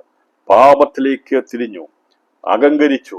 ഞാനല്ലാതെ വേറെ ആരുണ്ട് ദൈവത്തിന് മീതെ കയറുവാൻ വേണ്ടി, ദൈവത്തിന് സിംഹാസനം മീതെ കയറാൻ വേണ്ടി തന്നെത്താൻ ഉയർത്തിയപ്പോൾ അവൻ ചിന്തിച്ച നിമിഷത്തിൽ തന്നെ ദൈവവചനത്തിന്റെ ആലോചനയാകുന്ന വാളിനാൽ അവന്റെ ആ ദുരാലോചനയെ വെട്ടി അവനെ നിലത്തേക്ക് തള്ളിയിട്ടു. അങ്ങനെയാണ് ഇവിടെ ആഘാതമുണ്ടായി. ഒന്നാമത്തെ ആ ഭൂമി പാഴും ശൂന്യവുമായി തീർന്നത്. അതേക്കുറിച്ച് നമ്മൾ ചിന്തിച്ച് എങ്ങനെയാണ് പാഴ് ശൂന്യമായി തീർന്നതിനെ കുറിച്ച് അറിയാമല്ലോ. അങ്ങനെയാണ് ഭൂമി, മനോഹരമായി ദൈവം സൃഷ്ടിച്ച ഭൂമി പാഴ്ശൂന്യമായി തീർന്നത് ആകാശ യുദ്ധത്തിൽ വെച്ചാണ്. അന്നവൻ വെട്ടേറ്റ് നിലത്ത് വീഴുവാട്ടിടയാ തീർന്നു. പിന്നീട് നമുക്ക് കാണാൻ സാധിക്കുന്നത് മനുഷ്യനെ ദൈവം സൃഷ്ടിച്ചു. മനുഷ്യനുള്ള ബന്ധത്തിൽ കർത്താവിന്റെ പ്രവൃത്തികളെ കുറിച്ച് കാണാൻ സാധിക്കുന്നു. മനുഷ്യനെ അടിമയാക്കി വയ്ക്കുന്ന പൈശാചിക ലോകം, അതിൻ്റെ അവൻ്റെ നേതൃത്വത്തിൽ പുരാതന ലോകത്തു നിന്നും പുതിയ നിയമകാലത്തിലേക്ക് വരുമ്പോൾ അവൻ്റെ പുരാതന ലോകത്തു നിന്ന് ഇപ്പോഴത്തെ ലോകത്തിലേക്കൊക്കെ വരുമ്പോൾ അവൻ്റെ അധീനതയിലായിരുന്നെങ്കിൽ കർത്താവ് ഇപ്പോഴത്തെ ലോകത്തിൽ അഥവാ ഇപ്പോഴത്തെ കാലത്തിൽ വന്നു. അന്ന് കർത്താവ് ഒന്നാമത്തെ വരവുങ്കലാണ് അവൻ്റെ തലയെ കർത്താവ് കാൽവറിയിൽ വെച്ച് തകർത്ത് കളഞ്ഞത്. അങ്ങനെ ദൈവരാജ്യം സ്ഥാപിക്കാൻ വേണ്ടി അവൻ്റെ ആധിപത്യത്തെ എടുത്ത് അവൻ്റെ ആലോചന ഇല്ലതാക്കി കളഞ്ഞു. അതേക്കുറിച്ച് വെളിപ്പാട് 1-ാം 18-ാം വാക്യത്തിൽ കർത്താവ് പറഞ്ഞു, പാതാളത്തിന്റെ മണ്ണത്തിൽ താക്കോൽ എൻ്റെ കൈവശമുണ്ടെന്ന് പറഞ്ഞു. ജയാളിയായ കർത്താവ് അവനെ നിഷ്ക്രിയനാക്കി. അവൻ്റെ തലയെ ദൈവം തകർത്ത് കളഞ്ഞു, അവൻ്റെ ആലോചന ഇല്ലാതാക്കി കളഞ്ഞു. ഗലാത്യ ലേഖനത്തിൽ 2-ാം 15-ാം വാക്യത്തിൽ പറഞ്ഞിട്ടുണ്ട്. ഉൽപ്പത്തി പുസ്തകം 3-ാം 15-ാം വാക്യത്തിൽ പറഞ്ഞിട്ടുണ്ട്, നിന്റെ സന്തതി സർപ്പത്തിന്റെ തലയെ തകർക്കും, നിന്റെ സന്തതി സർപ്പത്തിന്റെ തലയെ തകർക്കുമെന്ന്. അപ്പോൾ അവിടെ പറഞ്ഞിരിക്കുന്ന പ്രവചനം അത് അതിൻ്റെതായിട്ടുള്ള നിവൃത്തിയിലേക്ക് പ്രത്യക്ഷപ്പെടുന്നതിനെ കുറിച്ച് 3-ാം അധ്യായം ഉൽപ്പത്തി പുസ്തകം 3-ാം അധ്യായം അതിന്റെ 15-ാമത്തെ വാക്യത്തിൽ പറഞ്ഞിരിക്കുന്നത് നമുക്കറിയാമല്ലോ. പ്രകാരം പറയുന്നത്, ഞാൻ നിനക്കും സ്ത്രീക്കും നിന്റെ സന്തതിക്കും അവളുടെ സന്തതിക്കും തമ്മിൽ ശത്രുത്വമുണ്ടാക്കും, അവൻ നിന്റെ തല തകർക്കും, നീ അവന്റെ കുതികാൽ തകർക്കും. അപ്പോൾ ഇത് ഈ സർപ്പത്തിന്റെ സന്തതിക്കും സ്ത്രീയുടെ സന്തതിക്കും തമ്മിലുള്ള വൈരാഗ്യങ്ങൾ, യുദ്ധങ്ങൾ അത് നിരന്തരമായി നടക്കുന്ന സംഭവമാണ്. എന്നാൽ സാത്താന്റെ തലയെ തകർക്കുമെന്നുള്ള പ്രവചനം സ്ത്രീയുടെ സന്തതിയായ ക്രിസ്തുയേശുവിൽ നിവൃത്തിയിരിക്കപ്പെട്ടു എന്നുള്ളത് ഗലാത്യർക്കെതിരെ 2-ാം അധ്യായം 15-ാം വാക്യത്തിൽ പറഞ്ഞിരിക്കുന്നു. അപ്പോൾ 5 വിധ താഴ്ചയിൽ ഈ 2 സംഭവങ്ങൾ നിവൃത്തിയിരിക്കപ്പെട്ടു. ഇനി 3 സംഭവങ്ങൾ, സാത്താന്റെ വീഴ്ചകൾ ഉടനടി നടക്കാൻ പോവുകയാണ്. അതിനി വേഗത്തിൽ നിവൃത്തിയിരിക്കാൻ പോകുന്നത് സാത്താൻ പാദപീഠമാകുന്നതാണ്. സങ്കീർത്തനം 110-1 വെളിപ്പാട് ദിവസം 12-ാം അധ്യായം 9-ാം വാക്യത്തിൽ നമ്മൾ ഭാവികാല സംഭവങ്ങളുടെ ബന്ധത്തിൽ നാം ചിന്തിച്ചു. അതെ, ഇനി വേഗത്തിൽ സാത്താൻ ഭൂമിയാകുന്ന ദൈവത്തിന്റെ പാദപീഠത്തെങ്കിൽ വീഴും. അത് 110-ാം സങ്കീർത്തനം 1-ാം വാക്യത്തിൽ പറഞ്ഞിട്ടുണ്ട്, ഞാൻ നിന്റെ ശത്രുവിനെ നിന്റെ പാദപീഠമാക്കുവോളും നീ എൻ്റെ വലത്ത് ഭാഗത്തിരിക്കുകയാണ്. അത് സംഭവിക്കുന്നത് വെളിപ്പാട് ദിവസം 12-ാം അധ്യായം 8-ാം വാക്യം പഠിച്ചതുകൊണ്ട് ആവർത്തിക്കുന്നില്ല. അത് സംഭവിക്കും. അതാണ് 3-ാമത്തെ സംഭവം. 4-ാമത്തെ സംഭവമായി നടക്കാൻ പോകുന്നത് കാലിൻ കീഴിലാകുന്നതാണ്. അഥവാ ചവിട്ടി മെതിച്ച ശേഷമായി കാൽ കീഴിലാക്കും. 1000 ആണ്ടേക്ക് സാത്താനെ ബന്ധിച്ച് അഗാധത്തിൽ പൂട്ടുന്നതിനെ കുറിച്ചാണ് കാലിൻ കീഴിലാകുമെന്ന് പറഞ്ഞിരിക്കുന്നത്. അതേക്കുറിച്ച് പറഞ്ഞിരിക്കുന്നത് വെളിപ്പാട് റോമർക്കെഴുതിയ 16-20 നമ്മൾ വായിച്ചു. കാലിൻ കീഴിൽ മെതിച്ചു കളയും എന്ന് പറഞ്ഞാൽ കാലിൻ കീഴിൽ മെതിച്ചു കളയും. അവനെ മെതിച്ചു കളഞ്ഞിട്ട് ദൈവത്തിന്റെ കാലിന്റെ കീഴിൽ പാദപീഠമായവനെ ദൈവത്തിന്റെ കാൽ കീഴിൽ അവനെ എന്ത് ചെയ്യും? അവനെ അടച്ചുപൂട്ടുന്നതിനെ കുറിച്ചാണ്. മെതിച്ച് അവൻ അടയ്ക്കപ്പെടും. അവിടെ ഇട്ടിട്ട് അവനെ മെതിക്കുകയല്ല, ഇവിടെ അവനെ മെതിച്ചിട്ടാണ് അവനെ അവിടെ ആഘാതത്തിലിട്ട് പൂട്ടുന്നത്. അതുകൊണ്ടാണ് കാൽ കീഴിൽ ചതച്ചുകൾ എന്ന് പറയുന്നത്. കാലിൻ കീഴിൽ വയ്ക്കും, 1000 ആണ്ടേക്ക് അവൻ വയ്ക്കും. അതേക്കുറിച്ച് വെളിപ്പാട് ദിവസം ഇവിടെ നോക്കാൻ സാധിക്കുന്നത് വെളിപ്പാട് ദിവസം 16-ാം 20-ാം വാക്യവും വെളിപ്പാട് ദിവസം 20-ാം അധ്യായം 1 മുതൽ 5 വരെയുള്ള വാക്യങ്ങളും റോമർക്കെഴുതിയ ലേഖനം 16-ാം 20-ാം വാക്യമാണ്. എന്നാൽ കാലിൻ കീഴിൽ വെണ്ണീറാകുന്നത് എന്ന് പറഞ്ഞാൽ അഗ്നിനരകത്ത് വീഴുന്നതാണ്. വെണ്ണീറാകുക എന്ന് പറഞ്ഞാൽ ചാരം പോലെ ആയിത്തീരുന്ന അവസ്ഥ, തീക്കകത്ത് വീഴുന്നത്. അപ്പോൾ ഇതെല്ലാം വ്യത്യാസമുണ്ട്. ഓരോന്നിനും അതിൻ്റെ അർത്ഥവ്യാപ്തിയുണ്ട്. അപ്പോൾ പാതപീഠമാകുന്നതുണ്ട്, കാലിൻ കീഴാകുന്നതുണ്ട്, കാലിൻ കീഴിൽ വെണ്ണീറാകുന്നതുണ്ട്. ഇതിനൊക്കെ വചനമുണ്ട്. മലാഖിയുടെ പ്രവചനം 4-ാം അധ്യായം 3-ാം വാക്യം വായിച്ചാൽ മതി. അത് വെളിപ്പാട് 20-ാം അധ്യായം നമ്മളതേക്കുറിച്ച് വായിക്കുന്നത് സംഭവിക്കാനുള്ള കാര്യങ്ങളാണ്. അപ്പോൾ ഒടുക്കത്തെ ശത്രു വായിക്കുന്ന സാത്താൻ കാലിൻ കീഴിൽ വെണ്ണീറാകുമെന്നുള്ളത് മലാഖിയുടെ പ്രവചനത്തിൽ രേഖപ്പെടുത്തിയത് വായിക്കുമ്പോഴേ അതിൻ്റെ യഥാർത്ഥമായ കാര്യം നമുക്ക് മനസ്സിലാകുകയുള്ളൂ. അപ്പോൾ കാലിൻ കീഴിൽ വെണ്ണീറാകുന്നത് എന്ന് പറഞ്ഞാൽ കർത്താവ് ഇവിടെ പുതിയ ആകാശപുതിയ ഭൂമിയൊക്കെ സ്ഥാപിക്കുന്നതിന് മുമ്പായി തന്നെ അഗ്നിനരകത്തിലേക്ക് അവനെ എന്നേക്കുമായി അവനെ തള്ളിക്കളയും എന്നുള്ളത് നമുക്കിവിടെ കാണാനായിട്ട് സാധിക്കുന്നുണ്ട്. അപ്പോൾ കാലിൻ കീഴിൽ വെണ്ണീറായിരിക്കുമെന്ന് മലാഖിയുടെ 4-ാം അധ്യായം 3-ാം വാക്യം വായിച്ച് ഞാൻ ഈ ദൂതിനെന്ന് വിരാമമിടാം. അപ്പോൾ ഉൽപ്പത്തിയിൽ തുടങ്ങുന്ന യുദ്ധം അത് അവസാനിക്കുന്നത് വെളിപ്പാട് പുസ്തകത്തിലാണ്. ഒരു യുദ്ധത്തിലാണ് തുടങ്ങുന്നത് എന്ന് പറഞ്ഞാൽ മനുഷ്യന്റെ സൃഷ്ടിക്ക് മുമ്പായി സാത്താൻ ഒന്നാമത്തെ ഭൂമിയിലേക്ക് ആർത്തലച്ചു വീണു. അതിനുശേഷമായി മനുഷ്യനെ പരാജയപ്പെടുത്തി അവനെ കാൽവറിയിൽ യേശുവിന്റെ തലയെ തകർത്തു. മധ്യാകാശ പ്രത്യക്ഷതയിൽ ഒരു കൂട്ടം ജനം അവന്റെ ആദിജാതന്മാരുടെ സഭ ഇവിടുന്ന് എടുക്കപ്പെടുമ്പോൾ അവൻ ഭൂമിയാകുന്ന പാതപീഠത്തിൽ വീഴും. അതിനുശേഷമായി കർത്താവിന്റെ രണ്ടാമത്തെ വരവെങ്കിൽ അവൻ മെതിക്കപ്പെട്ട് അഗാധത്തിൽ അവൻ പൂട്ടപ്പെടും. ഈ 1000 ആണ്ട് വാഴ്ച കഴിയുമ്പോൾ, ഗോഗുമക യുദ്ധം കഴിയുമ്പോൾ സാത്താൻ എന്നേക്കുമായി കാലിൻ കീഴിൽ വെണ്ണീറായിരിക്കും. ഇങ്ങനെ 5 ഘട്ടങ്ങളിലൂടെയാണ്, 5 സന്ദർഭങ്ങളിലൂടെയാണ് സാത്താൻ വെണ്ണീറാകുന്നത്.